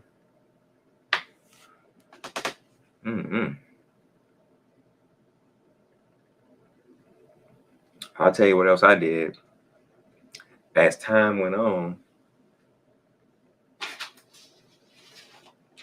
here we go. As time went on in my Hebrew studies and all that, I started translating. Hold on. I'm trying to get y'all an example. Nah, I don't want that. These printouts, I don't need none of these.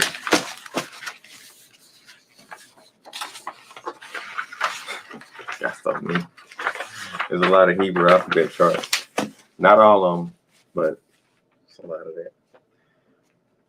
Okay. I started translating though. That's what I was gonna say. What is this? And oftentimes I would write down, is this okay to share? I don't think nobody's phone numbers on this. Some of these got people's phone number. Nah, somebody's email right there.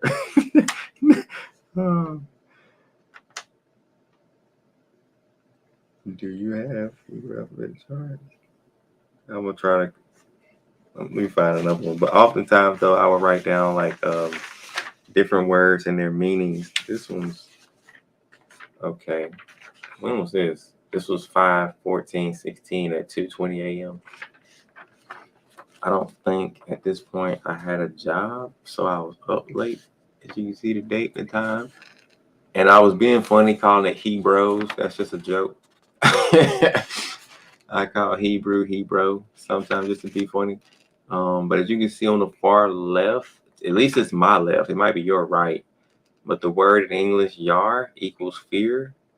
And that would be for the Hebrew word yar. I just typed it out, and under it, I didn't type out the Hebrew font letters with it. I did the English equivalent. So lab or lob is it equals heart. I wrote a lot of these down, but this was just me practicing every now and then. I would just write down like the name of the word and then the meaning. And I would do this a lot. Sometimes I would write the Strongs down. I did a lot to learn. What is this? Hebrew lesson. What kind of, is this translating? What am I doing? Yeah, I'm translating. What are you translating? I don't even know what chapter and verse this is. I couldn't. I don't even know what to describe to y'all, but this is just me translating something. I called it Hebrew lesson. I gotta find the other part. You can't see that too good. Find another one. But anyway, so I started translating, and somebody asked me this earlier. How long you been learning Hebrew? What's the date on this? 1/14/16. I got serious with the Bible in March 2015 in April. Oh, I gotta finish reading it. Okay, I got serious with the Bible in 2015. Oh, I left out March. I don't know how I left that out. I got serious with the Bible in March. The word is there. I just skipped it. March 2015. In April, I finished the whole Bible. Well, the whole book. It says book, but I meant Bible. I finished the whole book, then started going to church, and then I got baptized. Then I got the Apocrypha. I put, I guess. I can't even remember the order. Then it says look on Amazon. It will tell me, okay. I recall not going to church when Keith printed out those charts, which was dated 1/16/16. So I was definitely learning Hebrew around 1 January 16, 2016. So January 16, 2016, I was already learning it or looking into it because I got somebody from the church to print out some Hebrew charts for me. And then it says, it's the date on the printed Hebrew chart. Check when I made how to learn Hebrew on YouTube for this pic. That video probably gone, y'all, so I can't check that. But yeah, so it's basically what I was saying. It goes back to probably like late 2015. Oh, wait, I got an earlier date down here at the bottom. But somewhere down at the bottom it says, but it had to have been earlier than that. The search continues. earliest date was 11/11/15 on Facebook, but I must have been learning it before that. Okay, good to know.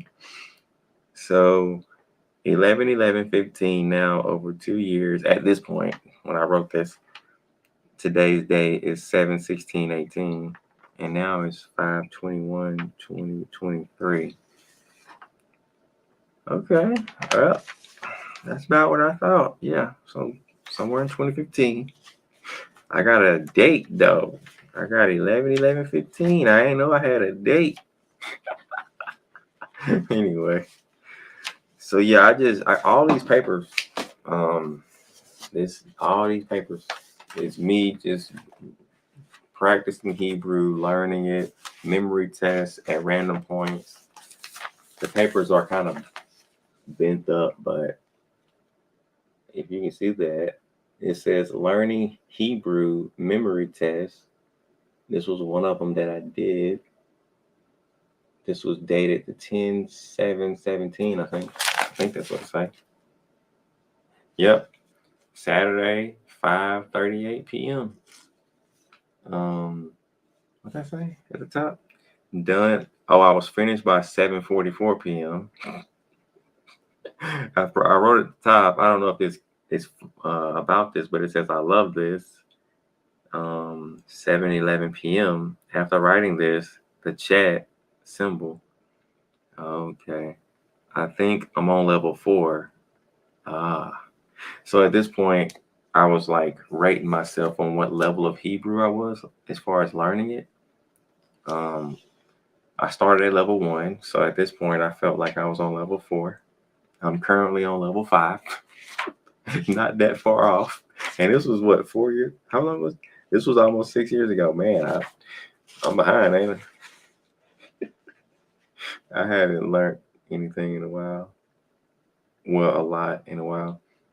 Here's a Hebrew study. This is just name, sounds. Oh, I was probably creating that chart. Studied with Stacy and myself. I don't even remember who Stacy is, but this was just a little. You got the names, you got the sounds, and the meat. Let me get that in there a little bit more. Can we get it in there? Well, anyway, just showing you, I've been doing this for a long time, and I'm sure this helped me put together that Hebrew alphabet chart on my website. Because it reminds me of it, because at this point, I was starting to write in the strong numbers. I was starting to learn. So, as you can see in the middle, next to those sounds, you'll see H, so-and-so. I was writing in those strong numbers, trying to find out what strong number each letter went to. So yeah, I was just constantly learning. And then here's phase 3. So this will help you learn it too, if you go this far. But every now and then, I would just try to do more and more. So this is the beginning of me translating. This was Thursday, 11:31 p.m., 4/14/2016, and it says, gotta get, this is a note to myself, gotta get a interlinear Bible with Hebrew, English, Greek, strong numbers. So at that point, I didn't have it.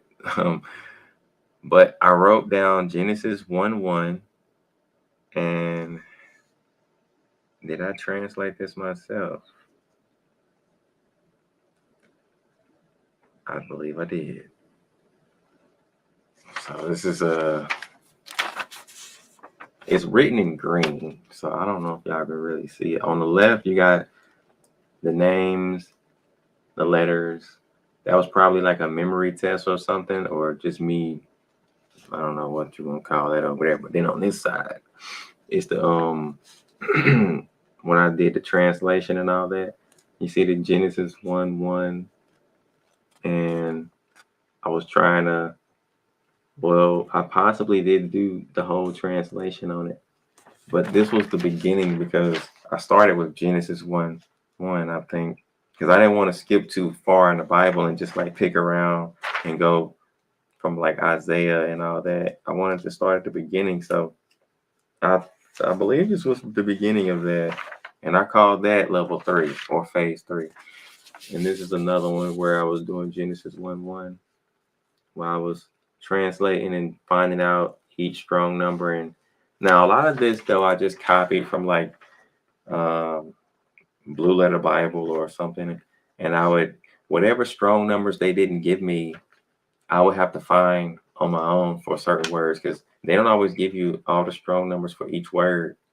So you have to go and find out that on your own.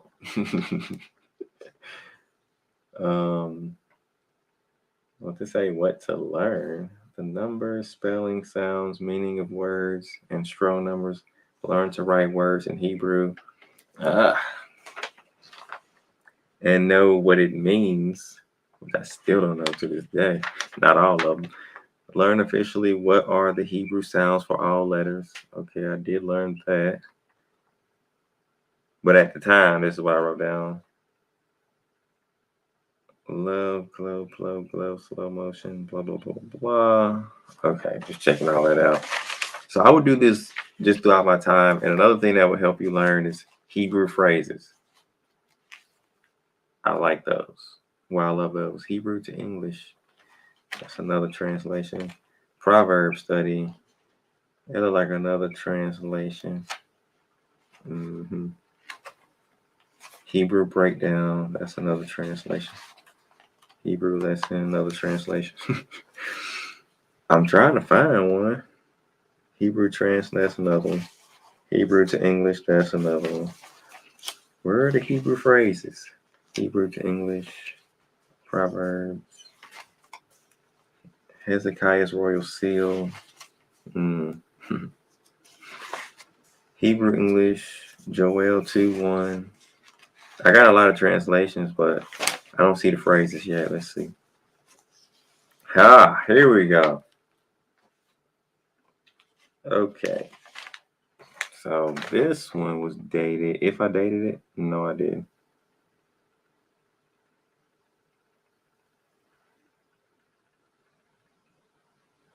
I'm just checking this out. Trying to see what's going on here. Okay. It is a date. It's at the bottom. Okay, this was Thursday, 12:11 p.m., 8/30, 2018. So 2 years after. About 2 years after. So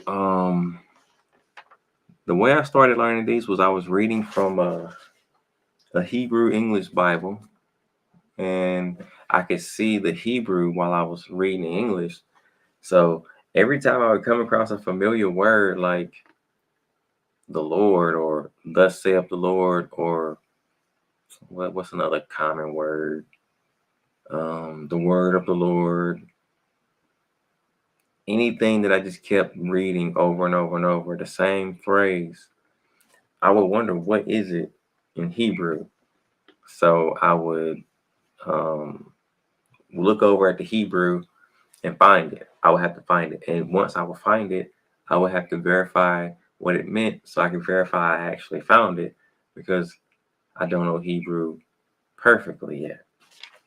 So once I verified it is what it is, then I would learn that phrase. And here is 6 phrases that I learned on this particular day. The word of the Lord that came to Micah, and I wrote down that Hebrew phrase, and I wrote down how it's pronounced. I wrote down the Hebrew letters as well, and then I wrote down the pronunciation of it according to the Lashon Kodesh Hebrew, which is it right to left or left to right? I think it's left to right from here. This one, Dabar, Yahweh. Sorry, Yahweh. My bad. You can say Yahweh too, but properly, according to this sound system, Dabar, Yahweh, Ashar, Haya. Is that all? That's got to be all. All, Mekah. And I shortened some of these up. Some people will say Yahweh. They will put an extra A in Yahweh, but I don't do that all the time. I just shorten it up and say Yahweh. It's still the same thing. And that's for Micah 1:1. That's a phrase that was in there, I believe. Then we got another one I did. Where's this at? This is from Psalms 110, verse 1. What phrase did I do here? Adonai? Adonai what? Oh, that was a quick note, not a Hebrew phrase for that. Okay, so the next one, this one is a phrase.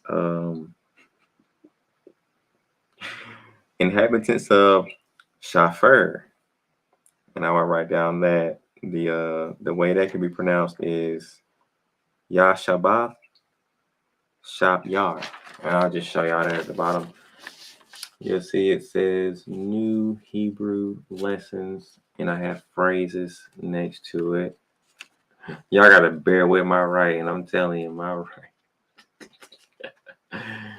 I'm gonna have to get something bigger, like a big old whiteboard or something, so I can write this stuff on. Because this is super small. But I'm just giving y'all examples of how I was doing this over time. I advanced over time, so it didn't all happen like that for me. But I was pretty much at it here and there, here and there. But those Hebrew phrases helps too. Just pick out phrases and then learn. I'm like, I'll give you an example real quick. Let me go back. I think I had, yeah. Okay, so let's say we was reading. What do you want to read? I'm thinking. Let's go to Genesis. Go to Genesis 7. Just out of curiosity. And you know what? I see that a lot. 40 days and 40 nights. How many times have y'all heard of that? That's a familiar phrase. So something like that I would keep seeing over and over and over. I would wonder, what is that in Hebrew if I keep seeing it and if I keep reading it back to back? So I would go into Hebrew, I would look at the verse and try to find if I can recognize any of these, if I can understand what 40 days or 40 nights mean. If I can recognize any of that, then I would note it. But if I can't, then I would have to find it. So let's see if I can find any of it. Okay, here's one. Yom. That should be day or days. So it should be around here somewhere. So let me see, because I don't know nights might be Laya. Yeah, there are nights. Laya. So it's somewhere in there. I don't know what. Okay, this got to be it. There's got to be another word that's connected with it. I'm thinking because the and is right there, the wa. So this is probably the middle of it. So 40 is probably in front of this. This might be 40, and this might be. Wait, if that's 40, that's 40. Okay, I got it wrong. I was right about that being 40, but I was going to say that this was the other 40, but that's not. This is the other 40. And can y'all see? Just making sure y'all can see that. Okay, so this is 40 days. The wa in front of this 40 is the and 40 nights. That would be that phrase right there. And to verify it, you can look up each word in the dictionary and verify it. Once you verified it, then you would write down to the best of your ability all of these letters in Hebrew, and then you would define it and write out how it sounds, how you say it in Hebrew. And that's what I would do. So let's verify it. So there's days. That's another one. That's not the one that we was just looking at, but come down to where 40. Yeah, there we go. 40. 40 is H705. I should have pronounced it in Hebrew, but I didn't. But excuse me. They pronounce it R. I'm trying to put that I with it. I buy them. Let's see, how would you say it in Alasha Wan Kadash? Ba. No, I put the ba before the ra. So R by Yam. R by Yam? Now I see why they got the I in there, because okay.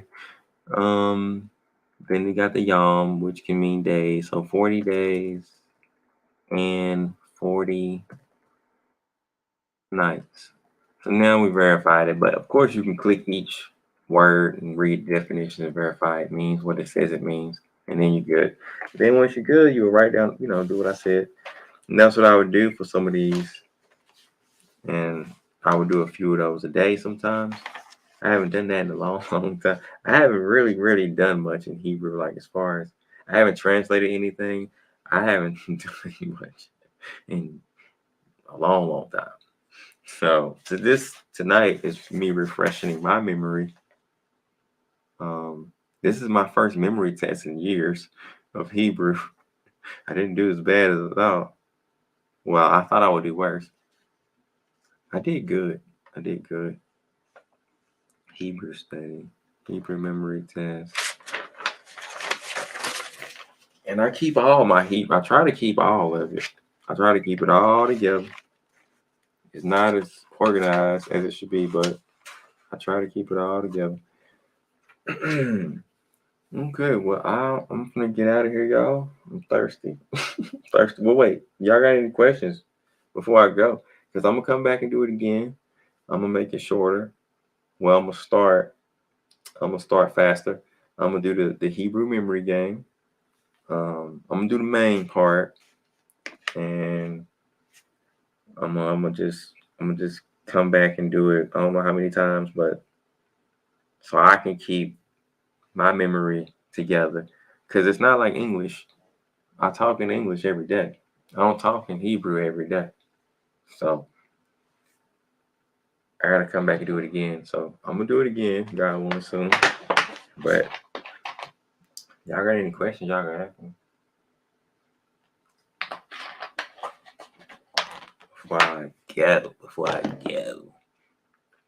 I get my dry mouth out of here. You know what I mean? I'm thirsty. Well, while I'm waiting, in case y'all ask me anything, I'm gonna put these notes back up. I'm gonna try to put it back in order because I had it in the order.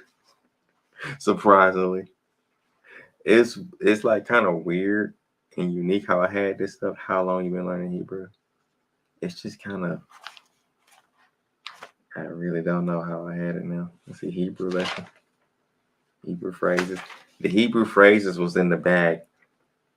It's like it was in the earliest to the latest, the newest to oldest. That's how it was in order. I guess it don't really matter. I'm gonna just put it back. I no longer care.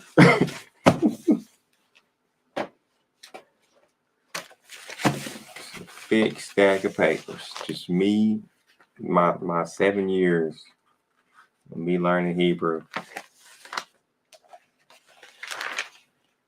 Another benefit, you find out who's lying to you. Y'all want to see a lie right now? Y'all want me to show y'all a lie right now? I'll show y'all one right now. Y'all want to see it? Let me know if y'all want me to show y'all somebody lying in Hebrew. They'll try to lie and say this only means this, or they'll try to lie in Hebrew, or they'll be talking in English, but they'll be talking about something in Hebrew, and they'll try to make it sound like what they're saying is true, but they be lying. You want to see? Okay, let's check it out. Now, I don't know how fast I'm gonna find it, so y'all might want to grab a snack. Y'all might want to grab a drink. So I'm just gonna, you know what I'm saying? You know what I'm saying? All right. Let's see if I can find it. Y'all better grab a snack. You know what I mean? You better grab a snack. Okay. Let's see. Okay. I got two in mind. Now, I don't know how fast it's gonna take. Great milestone. Virgin in Hebrew means, let's see if I can find it. Is great milestone in this video? Now see, the problem with this is, you gotta be kidding me. It's only 2 videos. Wow. This ain't good. This is not good at all. Okay. I had to spell virgin right. I left out the I. Let's see if that helps. Nope. We in trouble. We in trouble. I don't think this is it. Maybe they'll say it too. We'll see. Oh, I gotta turn my. Y'all can't hear that, can you? Oh, can y'all hear this? Let me see. I don't know if y'all can hear this. Oh, I gotta turn my. Y'all can't hear that, can you? Oh, y'all hear this? Oh, I gotta turn my. Y'all can't hear that, can you? Oh, y'all hear this? Oh, I gotta turn my. Y'all can't hear that, can you? Oh, y'all hear this?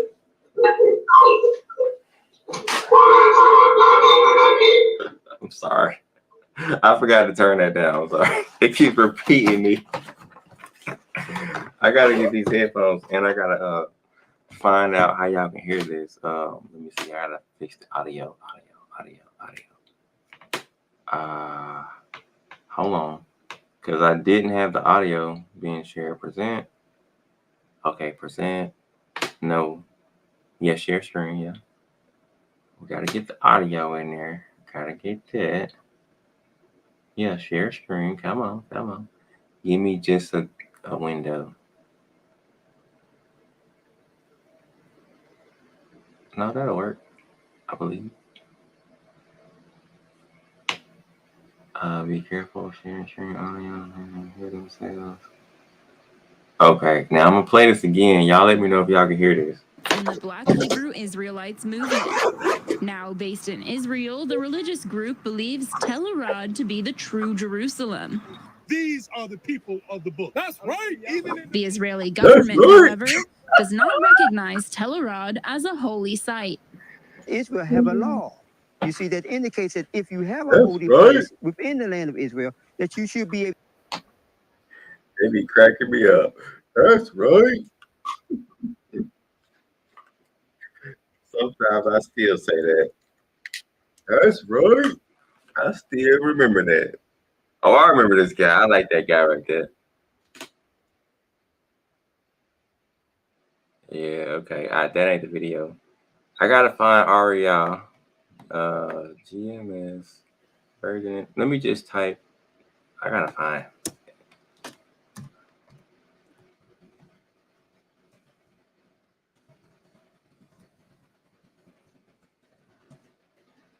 Where you at, Ariel? Can't find them. Okay, I'll look for another one. Go to. Is it the father or the son's name in Hebrew? Father or son's name in Hebrew? Which one was it? It was for the father. So God's. Oh, let me delete that first. God's name in Hebrew.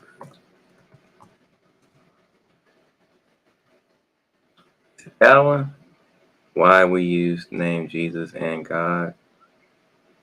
Nah, that's not it.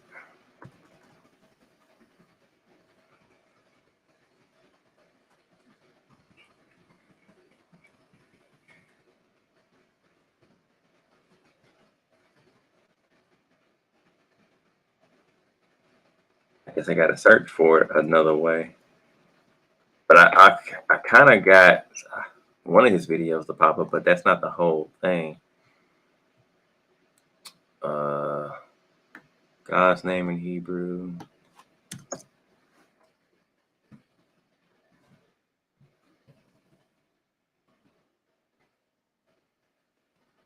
What did he call it?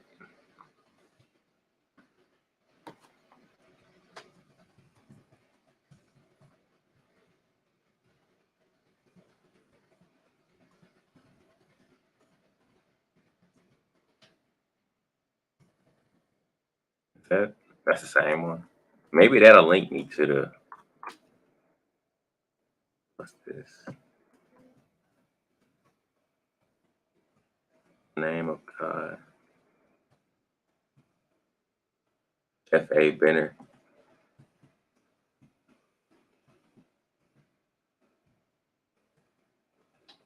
I'm gonna try to go through the other one and see if it'll link me.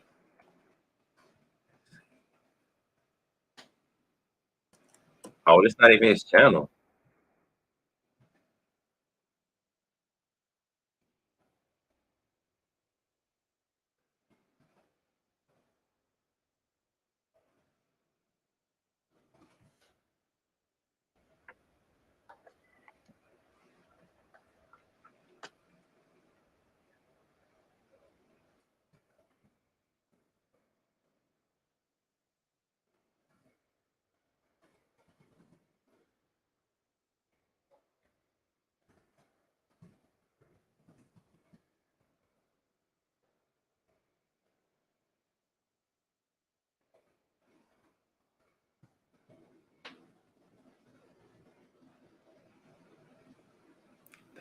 It might be in that video, but hold on. Let me see. Removing and return. Okay, that's something else. He got so many videos. I can't remember what this video is called. Is that what was that? The name Ahaya Ashar Ahaya in the Jewish Encyclopedia. The true name of Christ is Yeshaya. Okay. So I guess he. Oh, I think I know how to find it. The wording. Okay, so I'm gonna type in the true name of God is Ahaya. See if I find it that way. True name of God is. Let me see. Is fine. The true name of God. Who did this? Might be it.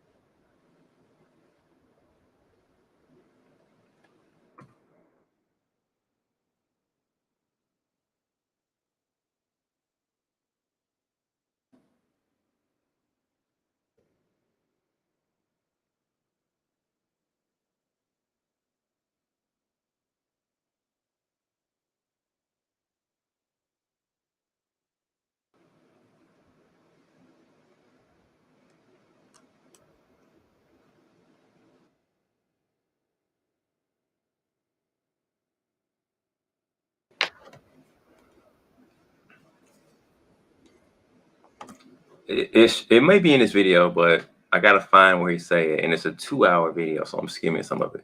It's the part where he say that the Masorites removed every name for Ahaya except in Exodus 3:14. So I gotta find that.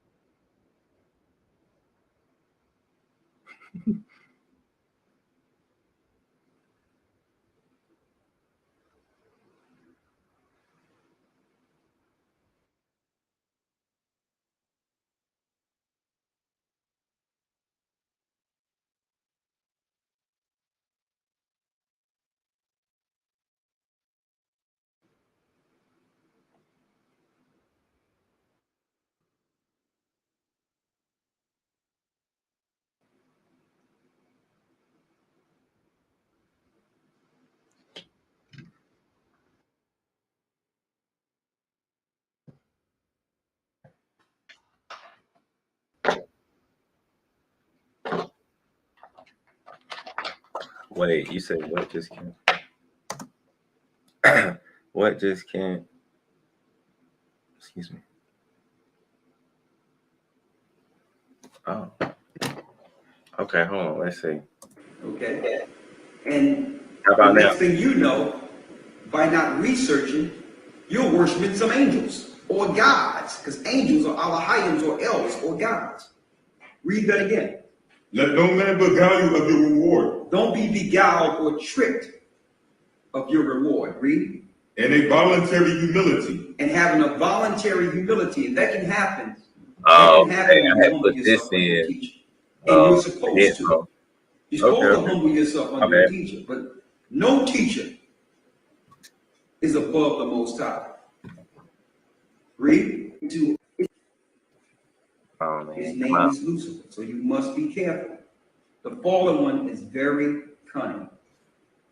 Very cunning. Excuse me. Before we actually go into the lesson. 2 Corinthians. You're looking for a guy with horns and a tail. Yeah. Read. Verse 15. Therefore, it is no great thing. And you newer viewers, some of you brothers and sisters out there, don't get caught up. Just call on a name because you hear others call on the name. Now, mind you, we need to deal with the Bible as it is written. We don't have to add anything or take anything away. Because I've shown this to many people within the last few years through the Spirit of the Most High. And I hear pushback like, well, let's go to Exodus 3. Here we go. And I'm tired. let's start at the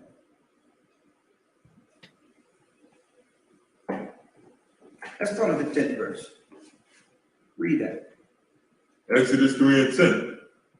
Come down therefore, and I will send unto thee unto Pharaoh, that thou mayest bring forth my people, the children of Israel, out of Egypt. So the Most High appeared in a burning bush to Moses and said, come down therefore, and I will send thee unto Pharaoh, that thou mayest bring forth my people, the children of Israel, out of Egypt. So here's the Most High giving Moses detailed instruction on what to do and how to do it, how to free the children of Israel. Read the 11th verse. Verse 11. And Moses said unto the Most High, who am I, that I should go unto Pharaoh, and that I should bring forth the children of Israel out of Egypt? And he said, certainly I will be with thee, and this shall be a token unto thee, that I have sent thee. When thou hast brought forth the people out of Egypt, ye shall serve the Most High upon this mountain. So he told Moses to go and free his people so that his people can serve him. To sides of the earth, Egypt. Verse 13.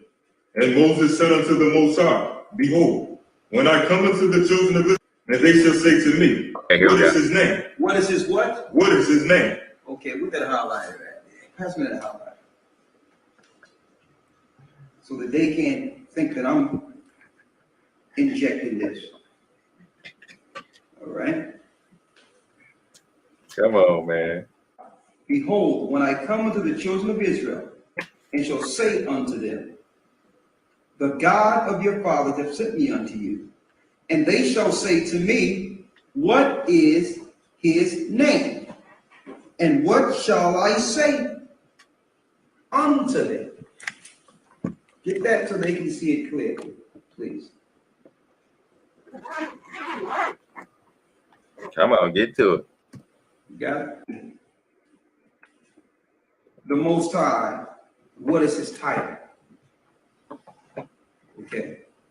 He's asking the Most High, what is your name? When the people ask me, so Moses is not asking the Most High, what is his title? what is your name? What should I tell them? The children of Israel are saying, what is Moses asking that? Moses now will be able to tell his people the name that was given to him. Okay, that's what this is. This is crystal clear that we are about to read. Read. Verse 14. We're in Exodus 3 and 14. Follow us. Now, okay. But we can't, because our people are caught up into these other gods and these other names that was given to them over here and throughout the earth. It didn't just stop here, but we're going to go into that later.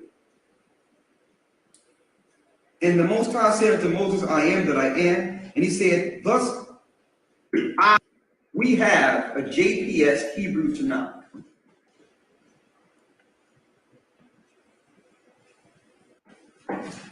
This, because this is the Hebrew.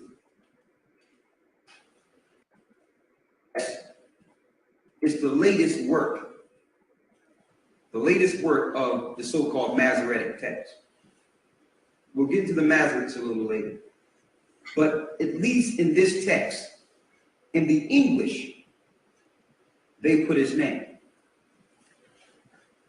And we know that the they are the Jewish Masoretes, because they took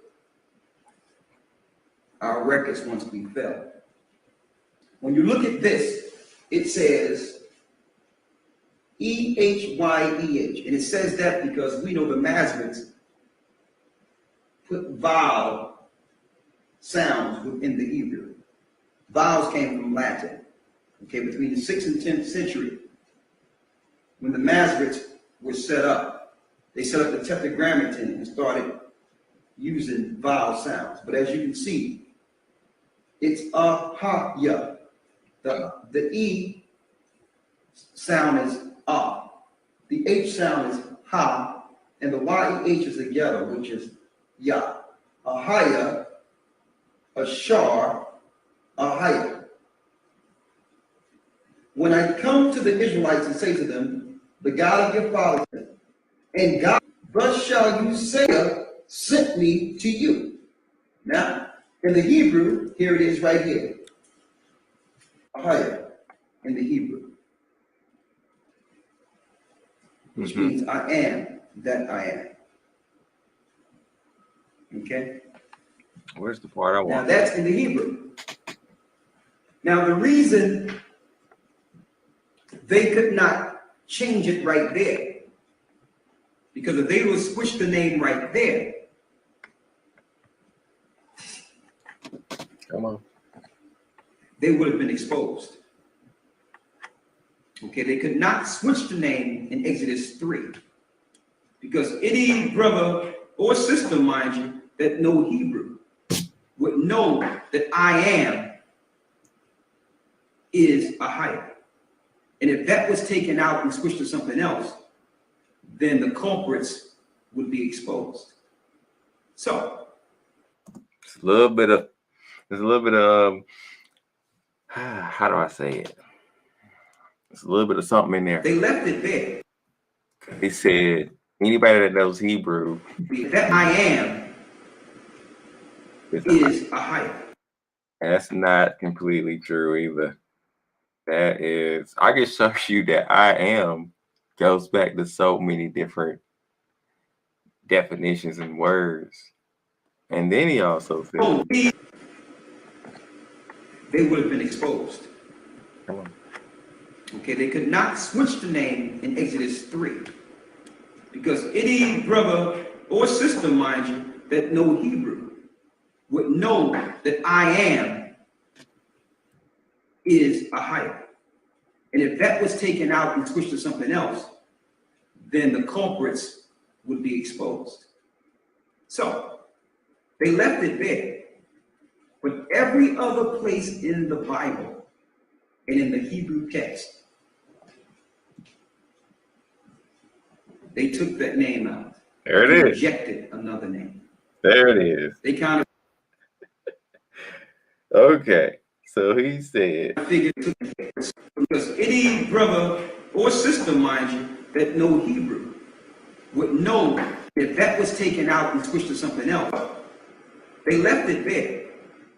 But every other place in the Bible and in the Hebrew text, they took that name out and injected another name. They kind of figured that. So right there, he said they left it in Exodus 3:14, Ahia, but in every other place they removed it and replaced it with another name. Let me make sure. Would be exposed. So they left it there, but every other place in the Bible and in the Hebrew text, they took that name out and injected another name. Okay, gotcha. So this is somebody already got a video of him, replying to this online on how he lied about that, but I'll just show you how he isn't accurate on that either.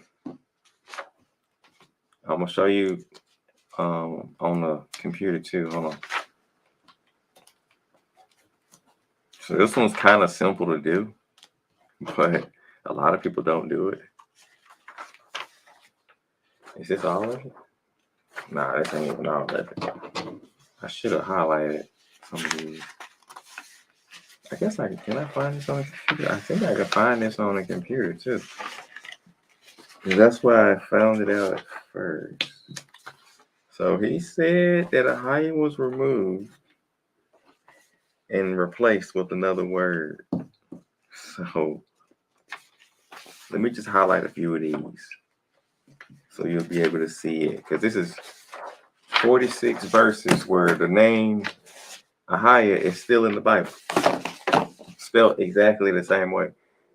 Let me hold on, wait a minute. I'm gonna highlight a few of them. So I'm gonna show you, and then I'm gonna go on the screen and show you some more. Hold on. Exodus, the familiar one. Where is it? Ahia. We don't really need this one, but no, that's something else. My bad. I highlighted the wrong word. There it is. No, that was the right word. Okay, Ahia. Now where's the word stuff? Right there. I'm gonna just highlight a few, and I'm gonna show you that one. So Deuteronomy. Where are you at in Deuteronomy? Ahia. I'm gonna do one more, and then I'm gonna show you, and then I'll take it to the screen. Now, hopefully you can see this good. If not, I'll just. Okay, so this paper, it's 3 pages. It's Ahia versus Tanakh, 46 verses, New and Old Testament. And so you got the first popular verse that he read from that everybody pretty much know, Exodus 3:14. These words are really, really small, but you can see the Ahia in Exodus 3:14. I can hardly see the camera, so I can hardly see what y'all can see. Let me make sure I can see so I can put it up there properly. So then you got Exodus 3:14. 4:12, and you can see Ahia right highlighted right there. I'm trying to get it as big as I can for you. And then we got in verse 15 of the same chapter, Ahia right there spelled the same way. And then we got Deuteronomy 31:23 is right. I'm trying to bring it up for you. Right there, spelled the same way, Ahia. And this goes all the way to the New Testament. That's just 46 where it's spelled the exact same way. Now remember, his phrase was, would know that I am, sister, mind you, that know Hebrew. Because any brother or sister, mind you, that know Hebrew would know that I am is Ahia. And if that was taken out and switched to something else, then the culprits would be exposed. So they left it there. But every other place in the Bible and in the Hebrew text,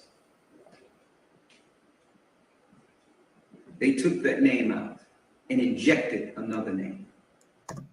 Okay. So he said two things there.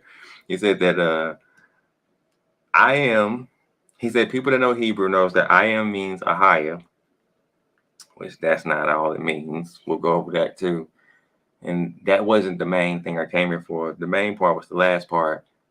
They injected another name in every other verse or in every other spot where Ahia would be. So this is the reason that he don't understand. This is the reason that he don't understand what's happening. Do I have scripture for all? Please tell me I got it. I do. Come here.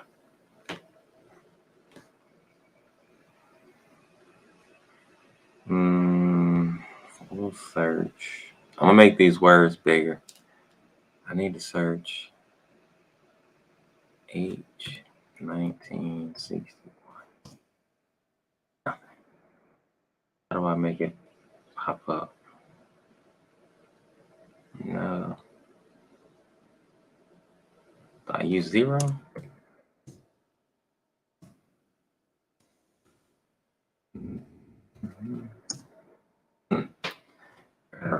Oh, I'm in the Greek.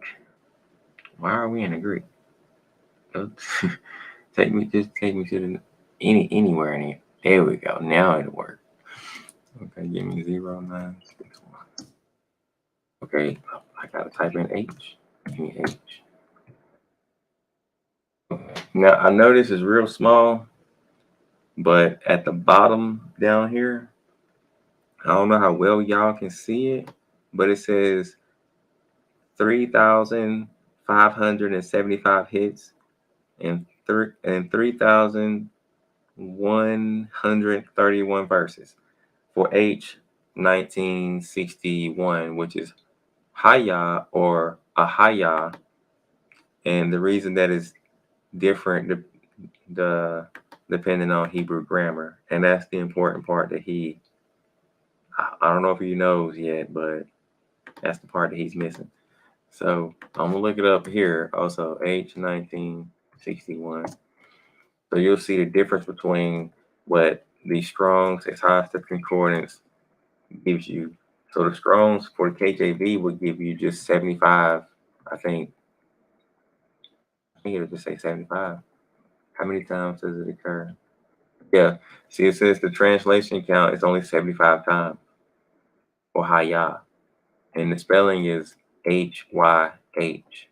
There's no A in front of it. It's just Haya. And the reason is because Haya is the root of Ahia, but they don't explain that. They don't study Hebrew grammar. So this is the reason why Haya is, look at this. Here it is. It's breaking it down right here. So if you look into a Hebrew English dictionary, you'll see that Haya is translated in a number of ways. Here it has a wa in front of it. It's wa Haya. Right under it, here's another one. It's different. It's just look different. You can see all of these, they look different, but it's going back to the same word. And I'll show you more of that in a minute. This is due to Hebrew grammar. And this is another Hebrew dictionary where it shows similar things on how, like, it's in Genesis 1 verse 2. It's in Genesis 2:18. It's in Genesis 3:1. It's in a lot of scriptures, but Hebrew grammar is what's going on. So we'll go back to this. Can we make this bigger?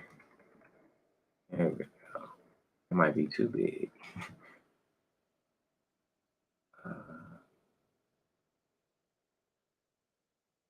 I think that's good. Yeah, there we go. Okay, so we got the verse what is this? This is Genesis 1 verse 2.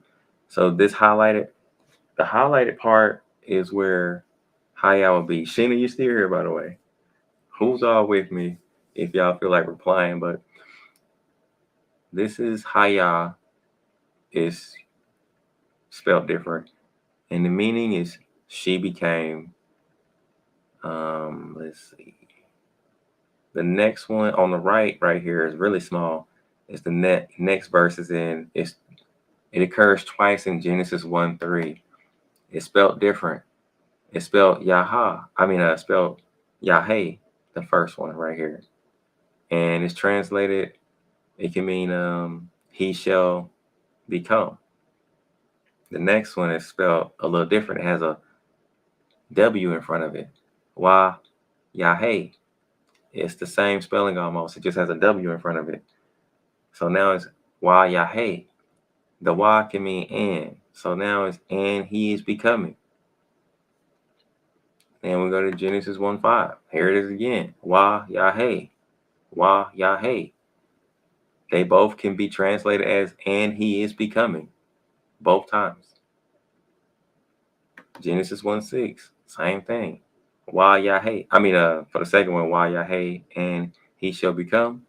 The first one, Yaheh, he shall become. It's a lot in Genesis. So let me go to Exodus, because it's a lot in Exodus too. If I can get down there. Okay, Exodus. Let's just go to random Exodus 8:15. This one is hey. How should I pronounce that? Hey Tha. That's how I'm gonna say that. Hey Tha, which can be translated as she became. A lot of the meanings are the same. Where's Exodus 3? I want to go to Exodus 3. Exodus 3. Okay, so Exodus 3:1, it comes in as Haya, which can mean he became. What else? We got Exodus 3:12, right before the popular verse that everybody know. Well, a lot of people know, with a Haya, and there's a Haya again, and he didn't notice that either. I don't know if he knows now. Hopefully he does, but there's a Haya spelled exactly the same. Nothing's different. It's AHYH, and it can mean I shall become. Now let's go to the next verse, Exodus 3:14, the popular verse. We have a Haya 3 times spelled the same way. In the same chapter, it's in there in 2 verses spelled the same way. But he said they left it there in Exodus 3:14, but in every other place, they changed it and injected another word.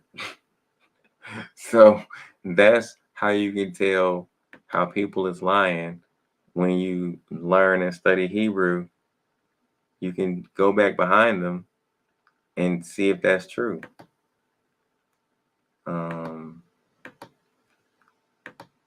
And there's other ways that you can find out. I think this is the website I use. Let's see if I can do this. Where's the search at? Hit that. AHYH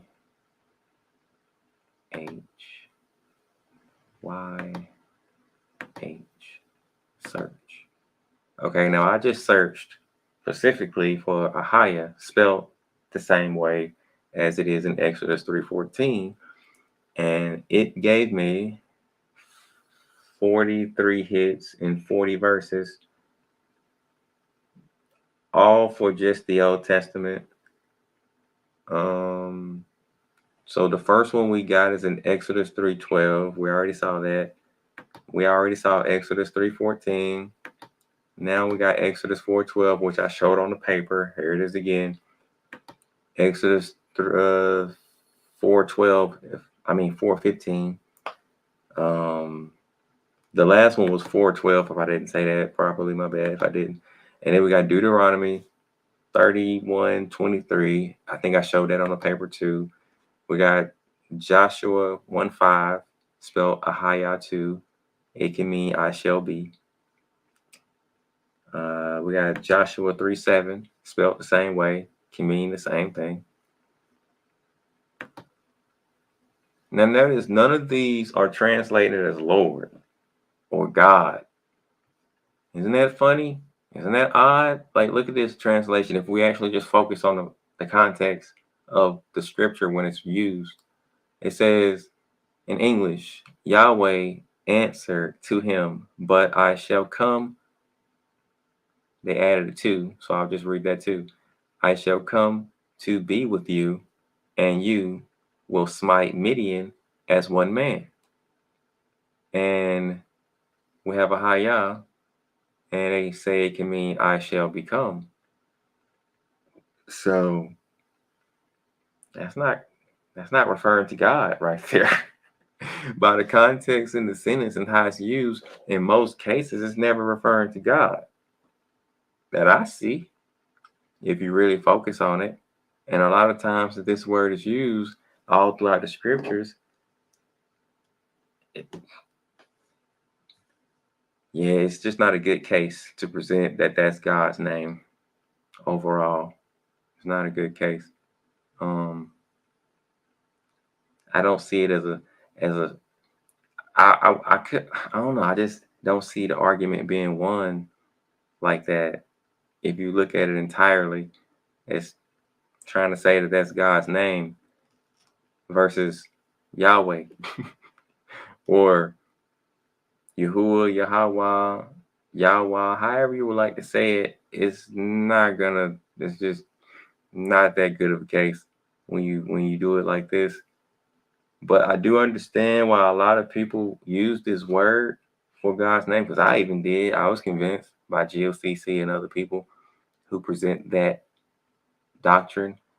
I believed it. I used it as God's name for a while because that's what I believed at the time. But after further studying and learning Hebrew and so on, and God showing me things, I found out more. So you can even see in Hebrew, Yahweh is right here, same verse.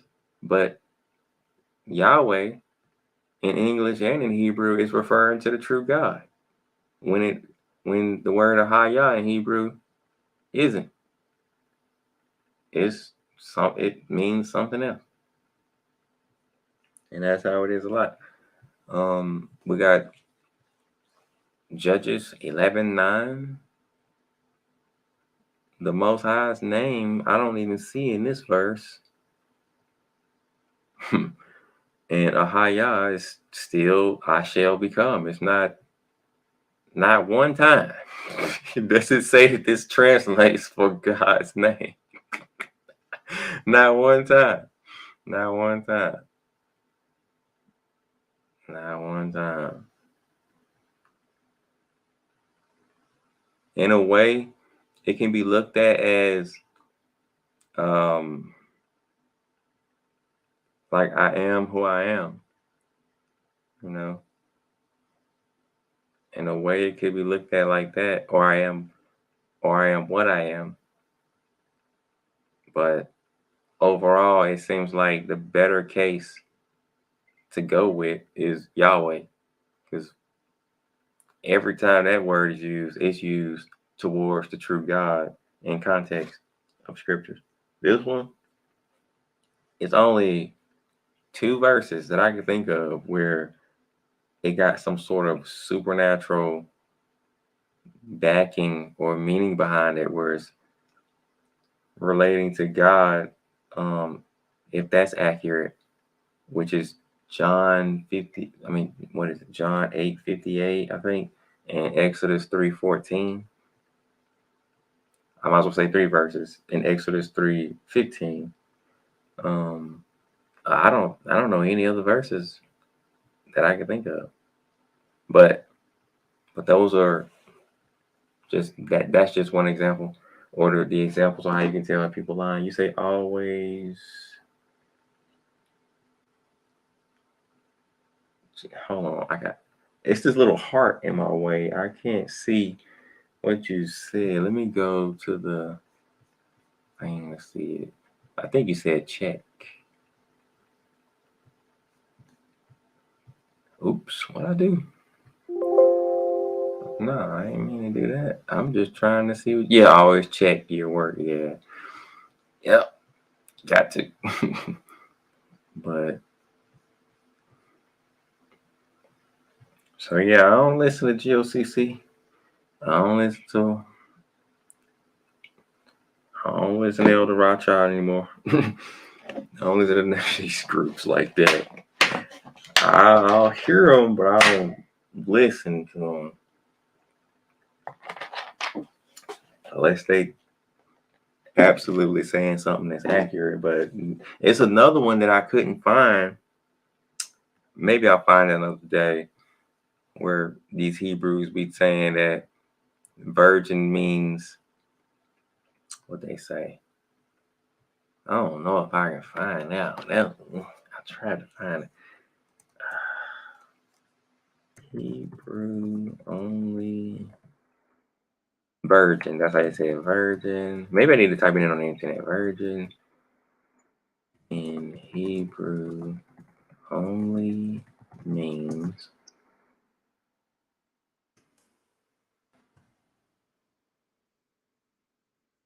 is that Aria? Look at this guy. I know he lying. Let me see what he's saying. Let me stop. I already said I know he lied. Wait. Woo. What? Why my video there? Oh. I was like, why my video right there? I was like, what I wanted to see what he said though, because he be lying too. Let me stop. There. No verse anywhere in Isaiah that says that the Messiah would be born to a virgin. As it turns out, Matthew deliberately altered the Hebrew Bible in order to make it appear Christological. Matthew did that, not Tovia. Really? The first gospel, not Rabbi Singer, Really? deliberately changed what it says in the Hebrew Bible, which says, Hashem hu lachem os, behold, the Lord of his own will give you a sign. Hine ha'alma hara v'yiledes bein, behold, the young woman is with a child. V'karas shemo Emmanuel, and she will call his name Emmanuel. I didn't hear And there you have a classic he posted. example of this guy, Singer, who is contorting the Hebrew language as well as the Paleo-Hebrew language to actually twist it I don't to wanna hear you find out talk. it means Shut up. English, correct Hebrew. Get back to him. So Oh, Alma. That's not the one though. That's the other one. It's Bethula. singers went followed after. Bethula. Among them, women virgins. Outraged Christian So calls that is Rabbi what the Sophie correct Singer the context of this would Antichrist. be. Wow, really? Because what he's doing is interjecting words that mean something. This is what I think is going on in this video. But I think what they trying to say is, excuse me, when it comes to the word virgin, meaning did somebody have sex with somebody? Because the word alma in Hebrew doesn't mean that. It's another Hebrew word that means that. And that's not the word that they're using right now. So I think they're trying to use this other Hebrew word to get around it. Something other than what it's supposed to be Relating to the Christ birth meant. So for Mary. anyone could do that. So what else he say? This dude gonna talk the whole time? Man. A young woman, or look. to the angel. Listen to this. Then Mary said, then said Mary unto the angel, how shall this be, seeing I know not a man? She didn't say, how shall this be? I'm a young woman, or I'm an unmarried woman, or I'm a damsel, or a prophetess. It does not say that. It is written that Mary said unto this angel, how shall this be, seeing I know not a man? So, how do we know that this is what it is saying? Well, let's go ahead and go to Genesis chapter 4, verse 1. Oh yeah, I remember this. They using that to say that wasn't the type of virgin that Mary was. They don't know how to break down what Hebrew meanings mean. You get the meaning by the context of the scripture. Nah, that one. Not what I thought it was. Does the Hebrew term Alma mean virgin or young maiden? Who did this? Somebody I cannot find. And maybe that's what the other dude that was that I'm looking for was meaning too. Because I don't think he specifically said anything about Hebrew words or a specific Hebrew word. Off topic, have you finished reading the book of Jude? Nope. I'm stuck. I'm on chapter 11. Or I think I'm on 11. Yeah, 11. No, I think I finished it. Or did I finish? I think I finished. I'm still on 11. I'm going to just say 11. Nope, I haven't finished it. Nope. But that's what I was reading last. Good. It's good too. I've been reading it with this other book, the ancient, where it's in my book bag. Ancient Patriarchs, the Testaments of the Ancient Patriarchs. It goes along with the Book of Jubilees too. Oh yeah. That was a good setup that I was reading both of those at the same time. Good evening, brothers and I ain't sisters. click your video. Today, I'm here to make a important message. Oh, I cannot find these people. Yeesh. Virgin in Hebrew only means I'm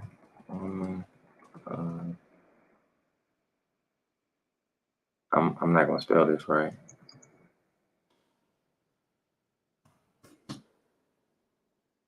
Yeah,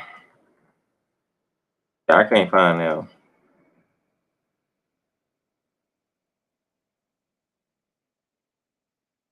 Heck is this? Twins. Siamese twins. You won't believe exist. Do they go out in public like that? That is something right there.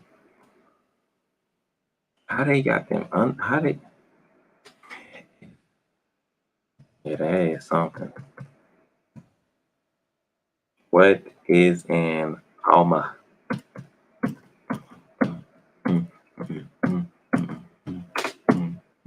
Okay, I can't find it. I just started reading it. I thought you already read it. You read it all, didn't you? I thought I was the one that was behind. I thought you finished it already.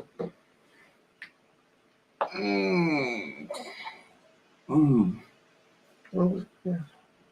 Oh, I thought I saw something. Oh, that's behind me. Oh, my little light switch. I'm like, what is that? I thought something white was on my arm.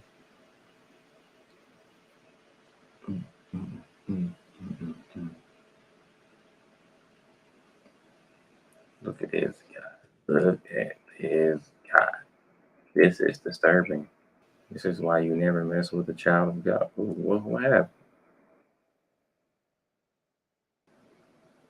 I'm kind of curious. This young boy's speech is going viral all over the internet because of 5 simple words written on a shirt he wore to his school. And you're never gonna guess what those words were. What did my shirt say? 5 simple words. There are only 2 genders. Just let that sink in for a moment. I think we have ample evidence that we no longer have schools worthy of our children in this country. And even a lot of the so-called Christian schools have bowed the knee to the godless ideology of this depraved culture. Seminaries where pastors are supposed to be trained to the utmost level of reverence for God and the Bible are adapting these ungodly ideologies. The first Christian-esque statement is the Gospels, not the Bible. If people want to argue with us about our faith, well, don't tell me about the Bible. Let's start with Matthew and Mark and Luke and John, and they'll talk about the epistles. But the only literature, the only documents we should ever feel pressure to defend is not the Bible. Figure out how to get straight people As excited about serving and engaging as the gay men and women I know, we would have a volunteer backlog. That's my experience in our churches. Oh, feel pressure to defend is not the Bible. Figure out how to get straight people as excited about serving and engaging as the gay men and women I know, we would have a volunteer backlog. That's my experience in our churches. Oh my goodness, a gay man or woman who wants to worship their heavenly Father, a gay person who still wants to attend church, I'm telling you, they have more faith than I do. They have more faith than a lot of you. We're in trouble. There is no solace, no refuge for anyone to catch a break with the sexual corruption that we are seeing in this country. It's as if someone literally opened the gates of hell in the United States of America. And we will see that later in the video. We went from having... I ain't saying that gay people can't have more faith than righteous people, but that was funny the way they brought that dude. They brought him in. We in trouble. That was funny. An argument about... We'll see that later in the video. We went from having an argument about, what were acceptable sexual practices to then going to an argument about who are acceptable marriage partners, and now to an argument about what is a male and what is a female, what is a man and what is a woman. And all of that goes to the heart of a simple, singular question. Hath God said? Because if he hasn't, then we are free to have those arguments and those debates and to move the goalposts from time to time. But if God hath said, then we're in trouble. Teachers and school principals who ought to know better are instead reprimanding children who are standards in school hath said, and we're in trouble. Teachers and school principals who ought to know better are instead reprimanding children who are standing for truth and reality. And this brings us to the hero of...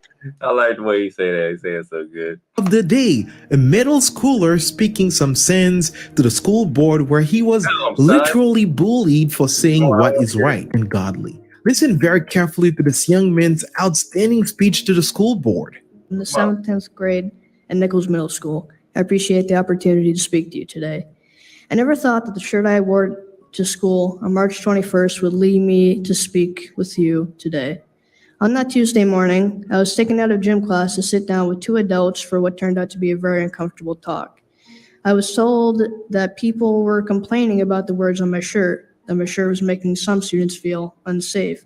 Yes, words on a shirt made people feel unsafe. They told me that I wasn't in trouble, but it sure felt like I was. I was told that I would need to remove my shirt before I could return to class. When I nicely told them that I didn't want to do that, they called my father. Thankfully, my dad supported my decisions and came to pick me up. What did my shirt say? 5 simple words. There are only 2 genders. Nothing harmful, nothing threatening, just a statement I believe to be a fact. I have been told that my shirt was targeting a protected class. Who is this protected class? Are their feelings more important than my rights? I don't complain when I see pride flags and diversity posters hung throughout the school. Do you know why? Because others have a right to their beliefs just as I do. Not one person, staff, or student told me that they were bothered by what I was wearing. Actually, just the opposite. Several kids told me that they supported my actions and that they wanted one too. I was told that the shirt was a disruption to learning. No one got up and stormed out of class. No one burst into tears. I'm sure I would have noticed if they had. I experience disruptions to my learning every day. Kids acting out in class are a disruption, yet nothing is done. Why do the rules apply to one yet not another? I feel like these adults were telling me that it wasn't okay for me to have an opposing view. Their arguments were weak, in my opinion. I didn't go to school that day to hurt feelings or cause trouble. I have learned a lot from this experience. I learned that a lot of other students share my view. I learned that adults don't always do the right thing or make the right decisions. I know that I have a right to wear a shirt with those 5 words. Even at 12 years old, I have my own political opinions, and I have a right to express those opinions. Even at school, this right is called the First Amendment to the Constitution. My hope in being here tonight is to bring the school committee's attention to this issue. I hope that you will speak up for the rest of us so we can express ourselves without being pulled out of class. Next time, it may not only be me. There might be more students that decide to speak out. Thank you for your time and good night. This young man sure deserves a standing ovation for something that is very basic. But in our day and age, it takes a lot of courage to say and do what is right, as this young man did. That's effed up. That pissed me off. And that made me sad. It can cost you your job, your career, your reputation for telling the truth. And you know why? Because God has caused the society to be totally blind to the truth. We celebrate drag queens and give brand deals to biological males pretending to be females. Well, folks, our entire culture has now decided men are women, women are men, and you must be forced to consume products that says so. This can be the only reason why Bud Light, a beer, is now promoting itself during March Madness, a male-oriented event, by hiring a man who says he is a woman dressed as Audrey Hepburn to sell you beer. So, I kept hearing about this thing called March Madness, and I thought we were all just having a hectic month, but it turns out it has something to do with sports. And I'm not sure exactly which sport, but either way, it's a cause to celebrate. This month, I celebrated my day 365 of womanhood, and Bud Light sent me possibly the best gift ever, a can with my face on it. Check out my Instagram story to see how you can enjoy March Madness with Bud Light and maybe win some money too. 5 simple words. There are only 2 genders. People with PhD and law degrees, career politicians, and I like that. major tech corporations. That was right on time. Money too. 5 simple words. There are only 2 genders. People with PhD and law degrees, career politicians, and major tech corporations are all on board a vessel that is headed further away from God and the truth. Many women, cis women, have the capacity for pregnancy. Many cis women do not have the capacity for pregnancy. There are also trans men who are capable of pregnancy, as well as non-binary people who are capable of pregnancy. So this isn't really a women's rights issue. We can recognize that this impacts women while also recognizing that it impacts other groups. Those things are not mutually exclusive, Senator Hawley. Oh, so your view is that the core of this right then is about what? So I want to recognize that your line of questioning is transphobic, and it opens up trans people to violence by not recognizing that. Wow, you're saying that I'm opening up people to violence by asking whether or not women are the folks who can have pregnancies? So I want to note that one. What the fuck is she talking about?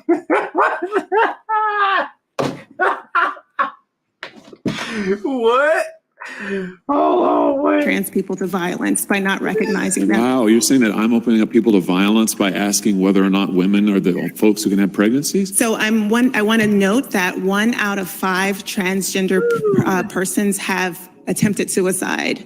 So I think it's important Because of my line of questioning? So we can't talk about it? because denying that trans people exist and pretending not, So we can't talk about it? because denying that trans people exist and pretending not to know that they exist. I'm is denying that trans dangerous. people exist by asking Are you you? if you're Are talking you? about women Are you? having pregnancies. Do you believe that So wrong word, dude. So wrong word. She tripping. That's by asking Are you? if you're Are talking you? about women Are you? having pregnancies. do you believe that men can get pregnant? No, I don't think women can So get you are pregnant. denying that trans people exist? And that leads to violence. Is this how you run your classroom? Are students allowed to question you, or are they Absolutely. also treated like this, where No, they're they're told allowed that to they're question. opening up people to violence? We have a good by time in my questioning. class. You should join. I bet. You might learn a lot. What did you expect for teachers to say to a young boy carrying a torch, as it were, and shedding light on the dark lies that we as a society have been